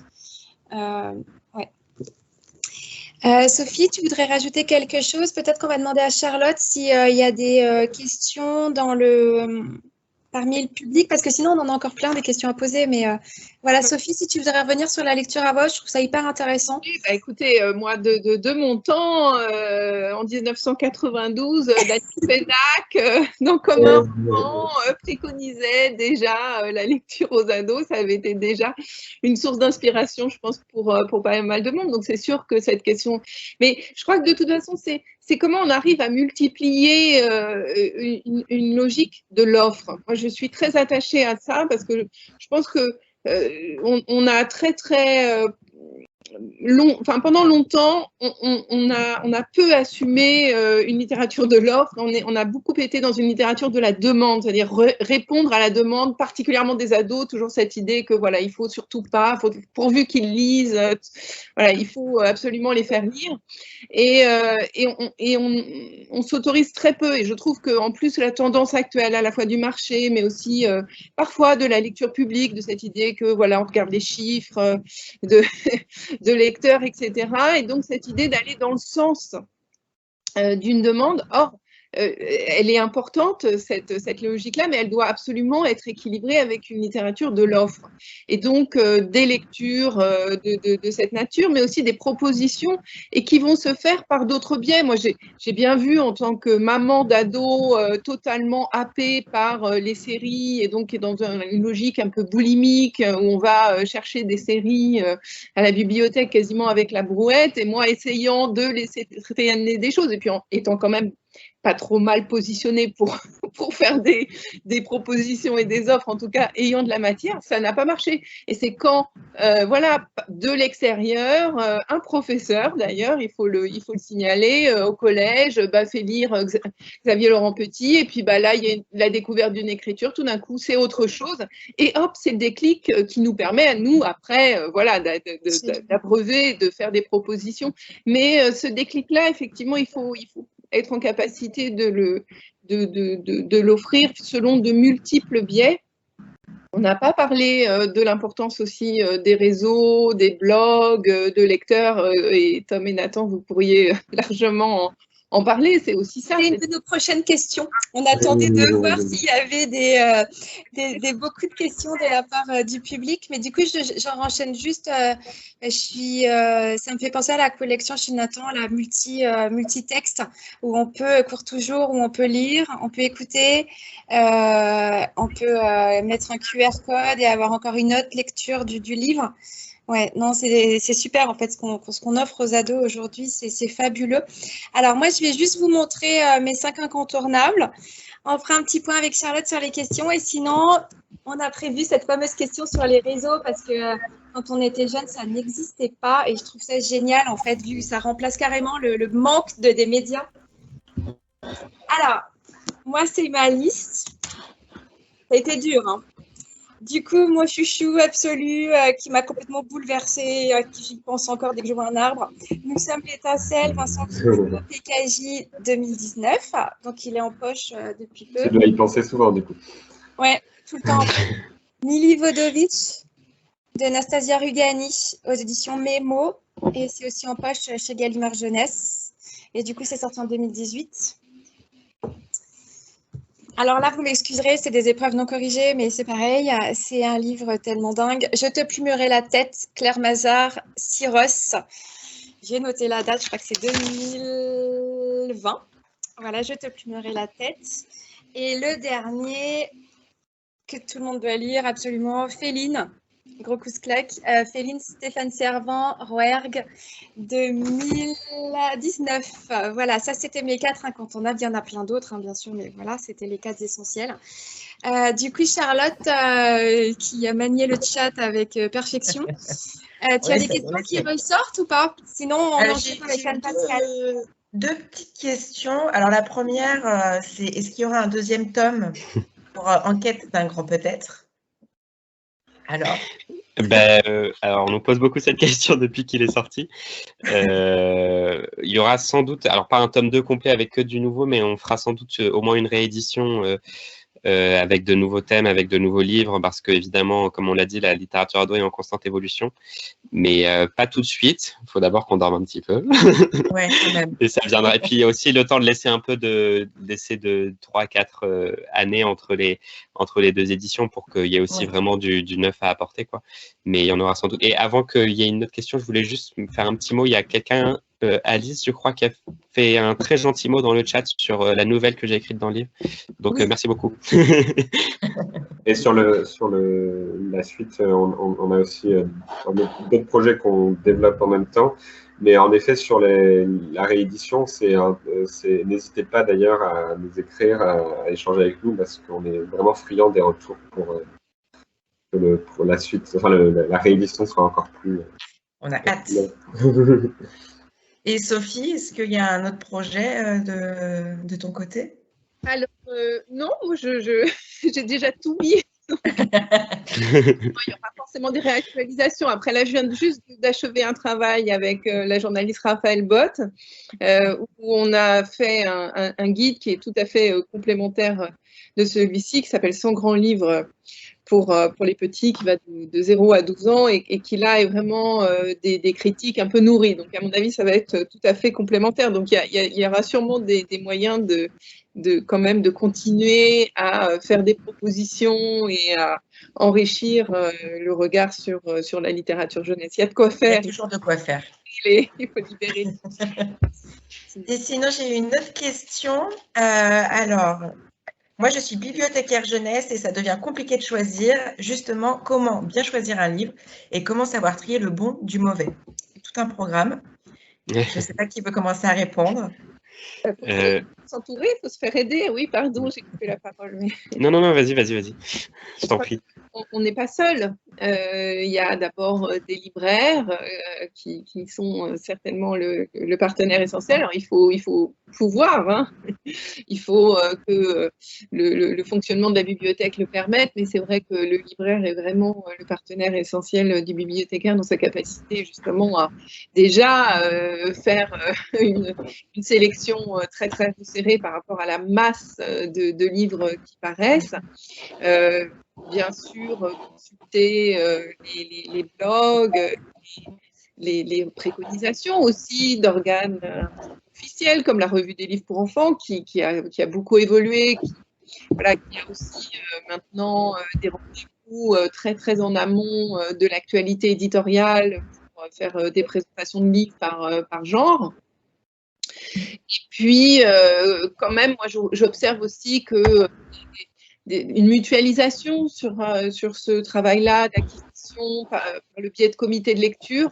On a l'impression qu'on va perdre du temps, puis en fait, non, on en gagne beaucoup à s'organiser entre bibliothécaires et puis aussi, pourquoi pas, avec d'autres professionnels, des professeurs documentalistes, d'autres libraires, etc., à se répartir une production et à la lire, parce que c'est ça la grande question, c'est la capacité à lire ce qui arrive. Oui, et moi, si je peux me permettre d'ajouter des choses, il y a aussi, tu parlais de la Revue des livres pour enfants, il y a aussi Lecture Jeune, que vous connaissez peut-être, qui est aussi une association qui s'appelle Lecture Jeunesse, qui fait un travail vraiment remarquable avec des comités de lecture, et dans chacun de leurs numéros, il y a une sélection d'ouvrages, mais en plus, si vous vous abonnez, il y a aussi tous les mois, je crois, une sélection de critiques qui arrivent dans votre boîte mail, donc eux, ils font vraiment un travail remarquable. Et après, effectivement, je crois qu'on a tous les trois fait à la fin de notre livre un cahier pratique avec plein de ressources pour aller plus loin et pour pouvoir s'y repérer. Et je pense à peut-être quelque chose que tu n'as pas dit, Sophie, mais que tu mentionnes vraiment dans ton livre, qui est les prix littéraires. Il y a énormément de prix littéraires qui, justement, souvent par la mutualisation de bibliothécaires, de libraires, de lecteurs, font un travail vraiment incroyable chaque année pour repérer, selon eux, le meilleur de ce qui paraît en littérature ado. Et si vous repérez un peu les prix qui vous plaisent, nous, on en cite quelques-uns dans le livre. Là, vous pouvez avoir vraiment de belles bibliographies chaque année. Et ouais, si je peux ajouter une dernière chose, je dirais aussi, des fois, aussi se faire confiance sur les choix qu'on fait. On peut avoir tendance à être un peu impressionné aussi, justement, par à la fois toutes ces ressources, et puis par tout ça. Donc, c'est aussi se faire confiance sur les choses qu'on peut proposer. Évidemment, en discuter, à demander de l'aide, mais je pense que les ados sont aussi en recherche, pas de seulement... comme n'importe qui, en fait, pas forcément que des listes toutes faites, mais de subjectivité, et peut-être que la subjectivité va se rencontrer pas avec tous les ados, mais avec un ou deux, et ce sera ceux ou ces deux lecteurs, lectrices ados avec qui on va lier un lien, qui vont être avec qui on va vraiment compter aussi dans le parcours de lecteur. Je crois beaucoup à ça aussi. On va peut-être pas aider tous les ados, mais déjà quand on va en aider un ou deux, ça va être ce qui va compter pour eux. J'ai une autre question autour de la bande dessinée, dont on n'a pas beaucoup parlé. Peut-on faire un lien entre littérature ado et bande dessinée jeunesse? C'est parfois une bonne porte d'entrée pour des jeunes lecteurs vers le roman. Question de Vincent. Ça a été fait de longue date, hein, puisque beaucoup d'éditeurs de bande dessinée ont, depuis très longtemps, publié, par exemple, des classiques en bande dessinée. Et voilà, avec cette idée que la bande dessinée étant très bénéficiant d'un accès très évident à des adolescents avec ce type de livres, va leur permettre une première approche. Après, c'est pas toujours vrai. Et puis, ça peut aussi être cette idée de bon, bah voilà, on va leur faire des choses fascinantes. Et c'est bon, donc, à la fois, c'est évident puisque ça se pratique depuis longtemps, et en même temps, c'est pas toujours vrai. Mais moi, je pense que moi, j'ai été aussi une très grande lectrice de bande dessinée à l'adolescence, et aussi de roman, et je pense que ces clivages-là n'existent pas tant que ça pour les ados. Donc, favoriser le lien, bien entendu, entre ces différents registres, et puis vraiment reconnaître la bande dessinée comme une littérature graphique à part entière. C'est quand même le travail que font la plupart des critiques et des théoriciens de la bande dessinée, et considérer la bande dessinée comme une littérature à part entière.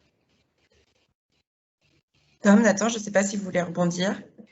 Donc, je pense que Sophie a un peu tout dit. Moi, nous, c'est une question sur laquelle on ne s'est pas beaucoup penché, en effet, parce qu'on n'est pas du tout professionnel de la bande dessinée. Et on est d'ailleurs très friand de gens qui le sont. Mais je pense que c'est beaucoup de lectures qui sont complémentaires et des lectures qui sont vraiment différentes. Lire l'image et lire le texte et lire les deux en même temps. Donc, Oui.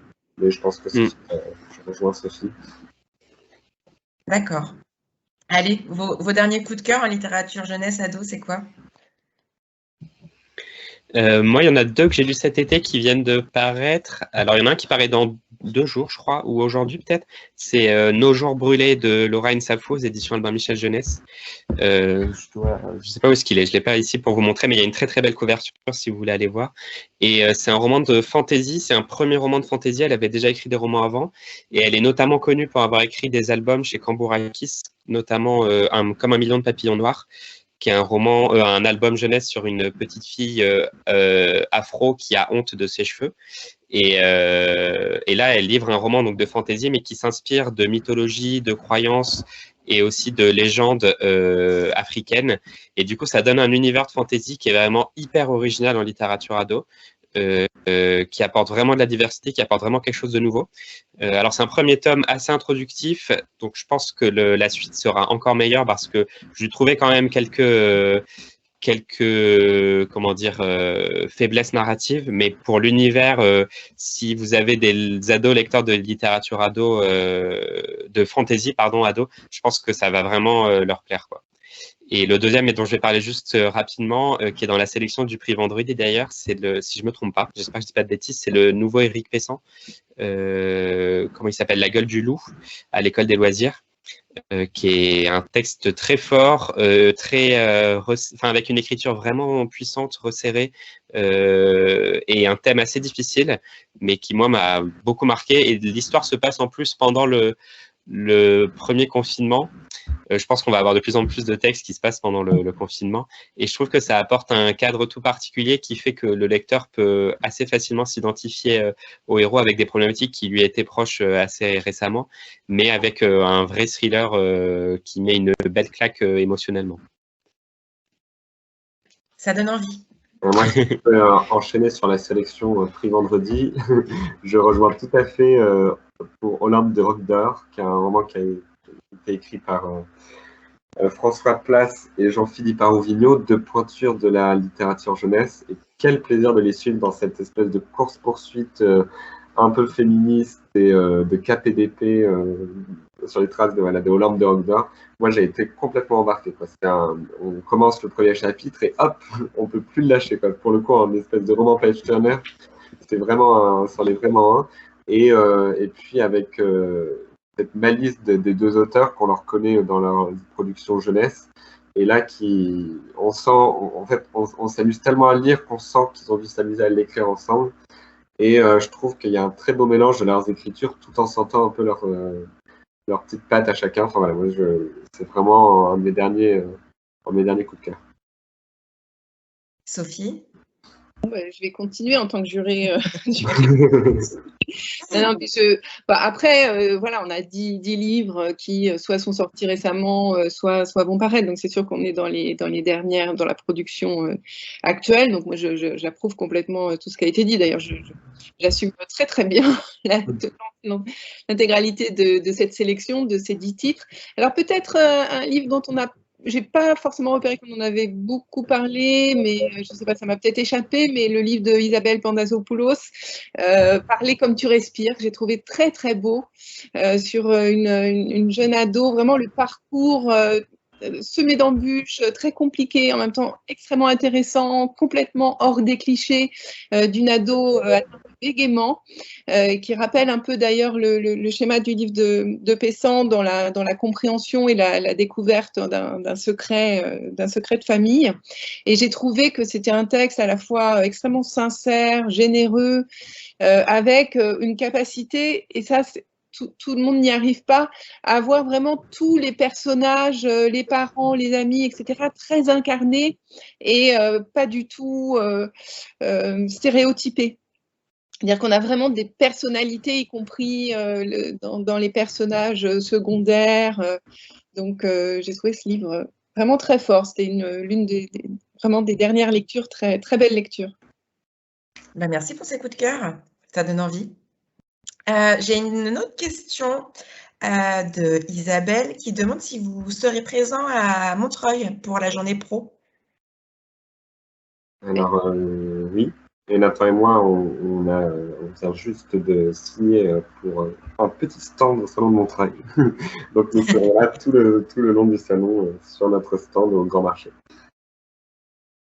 Super. Sophie? Je ne sais pas encore. D'accord, surprise. Un peu de suspense. Je serai bien sûr présente sur le livre. De quelle manière, je ne sais pas encore. D'accord. Comme on a un petit peu de temps, je ne sais pas ce que tu en penses, Charlotte, ça serait peut-être pas mal de revenir sur justement la naissance de tous les blogs, de tout ce qui s'est passé depuis 10-15 ans pour donner une nouvelle perche d'entrée aux ados. Tom, comment t'es venue cette envie de concevoir ton blog? En plus, c'est rigolo parce que ton frère a eu cette même envie.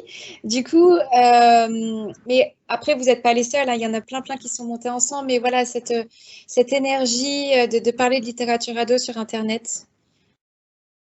Moi, je dois rendre à Gallimard Jeunesse une grande partie de mon envie, puisque c'était mon envie tout à fait adolescente de recevoir gratuitement dans ma boîte aux lettres des livres en avant-première de Gallimard Jeunesse. Et donc, en fait, c'est la première fois c'est un des premiers éditeurs qui a proposé à des blogueurs de recevoir des services de presse. Et donc, moi, je suivais à l'époque leurs réseaux sociaux qui s'appelaient On lit plus fort. Et j'étais vraiment, c'était la patte du bien. Et donc, j'ai créé mon blog suite à ça avec le premier livre que j'ai reçu qui était La Voix du couteau. Immense coup de cœur, vraiment pour le coup dans les incontournables de littérature ado que je vous conseille. Et donc La Voix du couteau, La Voix du livre. Et donc très vite, j'ai été pris dans cette espèce de petit... en fait, c'était devenu un journal de lecture. Et donc, à l'époque, c'est assez impressionnant. D'ailleurs, quand je regarde mon blog à l'ouverture, je pense que je postais tous les 2 ou 3 jours un avis de lecture. Je ne lis plus aussi vite et je n'écris plus aussi vite aujourd'hui. Mais voilà, au début, c'était un journal de lecture. Et puis, au fur et à mesure de quand j'ai grandi, quand j'ai un peu plus structuré, on va dire, et ma pensée et puis mon propos éditorialement, j'ai un peu plus fait des choix de ce que je présentais, je faisais d'autres articles un peu différents. Donc voilà, c'est vraiment né pour le coup de ça. Mais c'est arrivé aussi au moment de l'essor des blogs et donc on a aussi été engrainé, je pense, dans le fait qu'on était beaucoup à avoir un blog et on était dans le dialogue, dans les commentaires les uns les autres, dans les projets en commun. Et ça, je pense que ça a été aussi un des moteurs à ce moment-là. C'est le vrai aspect collectif et qu'on a d'ailleurs un peu essayé de reproduire avec le livre, cet esprit collectif. Et question, du coup, donc c'est super. Est-ce que la naissance de tous ces blogs, elle est arrivée aussi à un moment où il y avait ce besoin, en fait, il n'y avait pas cette reconnaissance dans les supports papier, dans les médias. Parler un peu de cette manière, en fait, de donner son avis, de mettre en avant, en fait, des sélections de littérature ado. Parce que les blogs, tout ça, il y en avait beaucoup aussi en littérature jeunesse, mais je trouve qu'il y a eu tout un vivier avec, après Instagram, les Instagrammeurs, les bouquins.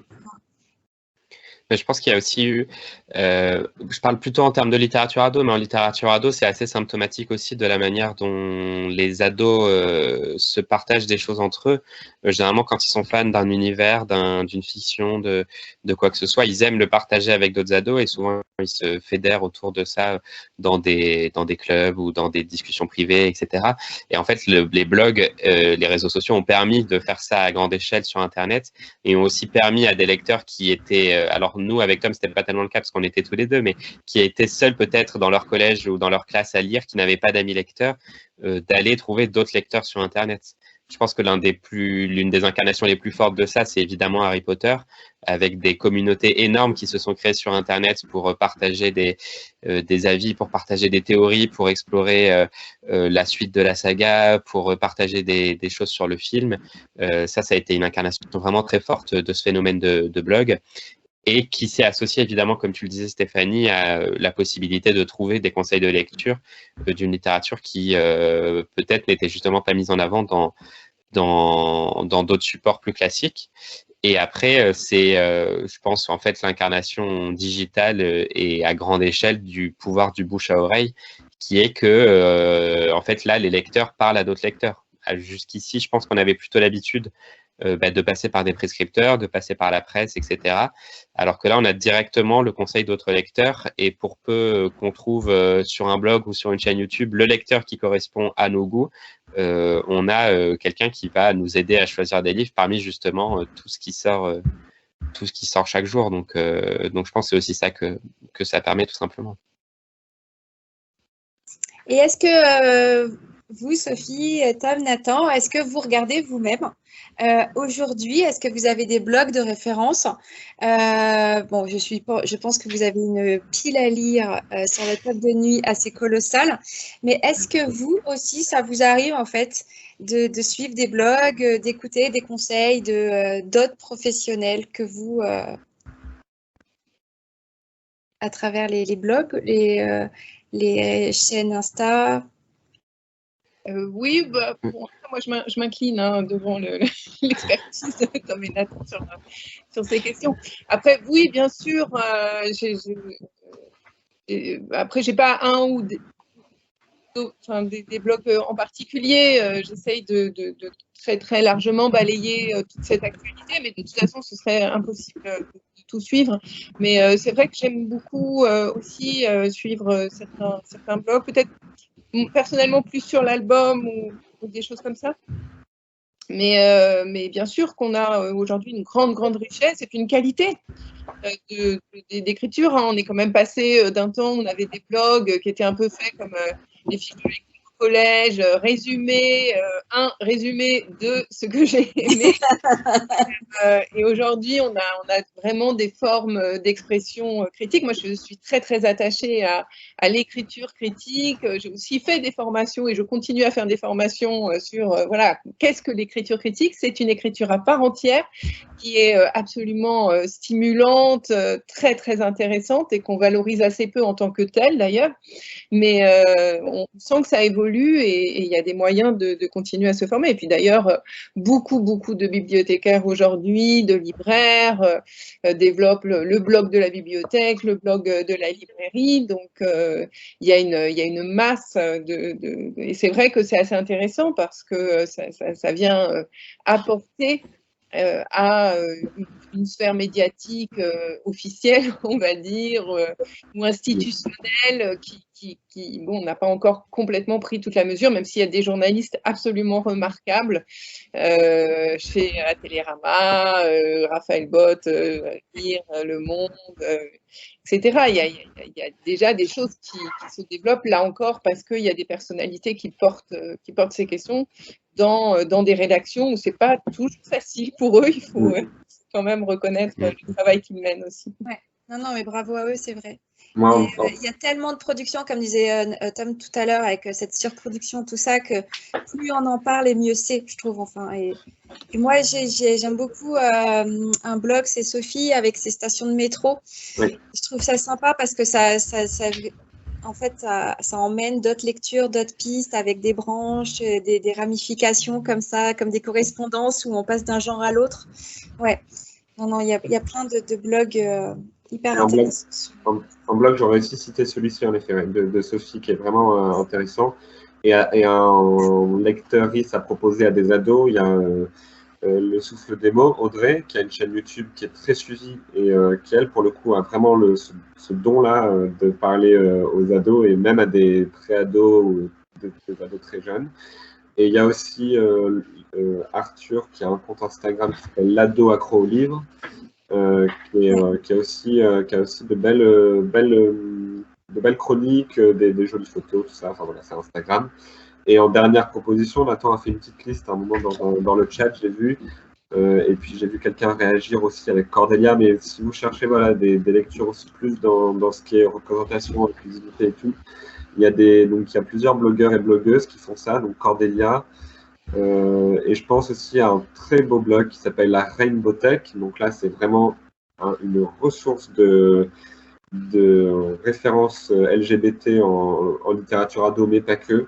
Où là, c'est vraiment une bibliothèque en ligne de références sur le sujet, classée par thème, par personnage. Enfin, vraiment, la Rainbow Tech, c'est une super ressource quand vous cherchez les ressources LGBT. Merci beaucoup pour tous ces précieux conseils. Il nous reste quelques minutes. Est-ce que vous avez de nouvelles questions? J'essaie de regarder le chat en même temps. MF Tanly avec moi, si vous pouvez enlever votre caméra, enfin retirer votre caméra, ça serait super, merci beaucoup. Ah, c'est très bizarre, je vois quelque chose de bizarre. Je ne sais pas qui a fait quoi, mais je me vois 2 fois sur l'écran. En tout cas, je vous remercie infiniment d'avoir été là avec nous ce matin. C'était très enrichissant, passionnant, exactement comme on l'espérait. Un grand merci à Sophie. Je l'ai montré tout au long de la matinée, mais je le remontre encore au cas où si vous ne l'avez pas bien vu. C'est sur la littérature jeunesse, la collection Gallimard Jeunesse. Et merci à Tom, merci à Nathan pour ce beau duo avec Enquête d'un grand peut-être. Alors attention les gars, parce qu'on a bien noté, hein, on vous donne rendez-vous en 2024 pour la suite. Enquête d'un grand peut-être. Ah, vous avez dit 3-4 ans, du coup, on sera là, on sera fidèle au poste. Et ouais, mais moi je voulais vous remercier aussi de nous avoir réunis parce que c'est quelque chose, en fait, quand on a écrit Enquête d'un grand peut-être, on a été en contact avec Sophie et on a un peu échangé justement sur les listes de littérature ado. Donc on est dans son guide, elle est dans le nôtre. C'était un chouette échange. Et on a été content aussi quand le livre de Sophie est sorti de voir à quel point les libraires automatiquement les mettaient côte à côte et les réunissaient parce que c'est vraiment 2 ressources différentes et complémentaires. Déjà parce que Sophie évidemment parle d'un panel plus large, mais aussi parce qu'on a vraiment des regards à la fois qui se rapprochent mais différents, et ça je trouve ça assez riche aussi. Et enfin, voilà, je voulais le souligner et puis te féliciter aussi devant le public, Sophie, pour ce beau livre. Merci beaucoup, mais c'est vrai que tu l'évoquais tout à l'heure, moi je me suis sentie tout d'un coup beaucoup moins seule quand j'ai préparé le guide, parce que c'est vrai que si on a des choix complètement différents et si les guides ne se ressemblent pas malgré tout, et si on a des parcours, une entrée dans la littérature jeunesse qui est complètement différente, en fait, on converge complètement dans tout un tas de choix, dans des positionnements. Et c'est vrai que ça me fait très, très plaisir de voir que voilà, on est en train d'élargir aussi, parce que finalement, la littérature jeunesse a quand même pas tant d'espace critique que ça, même si on vient de parler des blogs, etc., mais dans une logique voilà, de parution, de positionnement professionnel. On a encore beaucoup de travail. Quand je regarde ce qui se passe et ce qui se fait depuis 40 ans en bande dessinée, je me dis qu'on a encore beaucoup de travail, qu'il faut voilà, être encore plus nombreux à porter ce regard critique sur et puis d'éclairage en fait, de repères. Et voilà, je me réjouis qu'on soit de plus en plus nombreux dans ce secteur-là. Donc surtout, ouais, si je peux juste ajouter quelque chose, moi je trouve ça, en tout cas, on voulait vous dire, n'hésitez surtout pas aussi à venir échanger avec nous par mail, par les réseaux sociaux ou même à Montreuil, comme le disait Tom. parce que c'est aussi vous, en tant que bibliothécaire et libraire, qui êtes en contact direct avec le public. Et ça, pour des auteurs et des éditeurs, c'est quand même hyper précieux parce que c'est pas toujours évident de savoir quelle est exactement la température du côté du public. Donc, c'est chouette que Comme J nous permette de faire ça ce matin, mais ce serait vraiment super si on arrive à continuer à discuter autour de ça, parce que ces livres-là qu'on a écrits, ils n'existent pas non plus sans nous, d'autant plus que notre liste d'incontournables a été faite avec 100 professionnels, mais ils n'existent pas sans tout cet écosystème dont parlait Sophie. Donc, je pense que, comme j'allais le dire de toute façon, mais vous pouvez nous écrire des mails avec grand plaisir. Ouais. Oui, c'est ce que j'allais enchaîner en redisant bravo à tous les trois, en disant qu'on voulait tous vous envoyer un petit mail avec les coordonnées de Sophie, Tom et Nathan, que si vous avez d'autres questions, que vous n'hésitez pas. Moi, je vous remontre encore une fois les couvertures. On l'a dit, mais je le redis encore une fois, en fait, c'est vraiment pour tout le monde, que ce soit vous dans vos réserves, pour avoir une autre vision ou quelque chose de complémentaire de la littérature ado, ou même à la vente auprès pour vraiment toucher les ados, les parents, parce qu'il faut que tout le monde lise ces guides. Ils sont précieux et essentiels. Je vous souhaite une merveilleuse journée. Je vous dis à très bientôt. Si vous avez des questions aussi, libraires, bibliothécaires, n'hésitez pas. On vous a mis nos mails, Charlotte, Anne-Pascale et moi, donc on reste en contact. Tom, Nathan, Sophie, à très très bientôt. Merci beaucoup. Peut-être en vrai, on va croiser les doigts au salon de Montreuil et ça sera un plaisir je croise les doigts, ça sera un plaisir de vous voir en vrai pour continuer cet échange précieux. Merci beaucoup. Merci. Merci beaucoup. Au revoir. Au revoir. Merci à tous.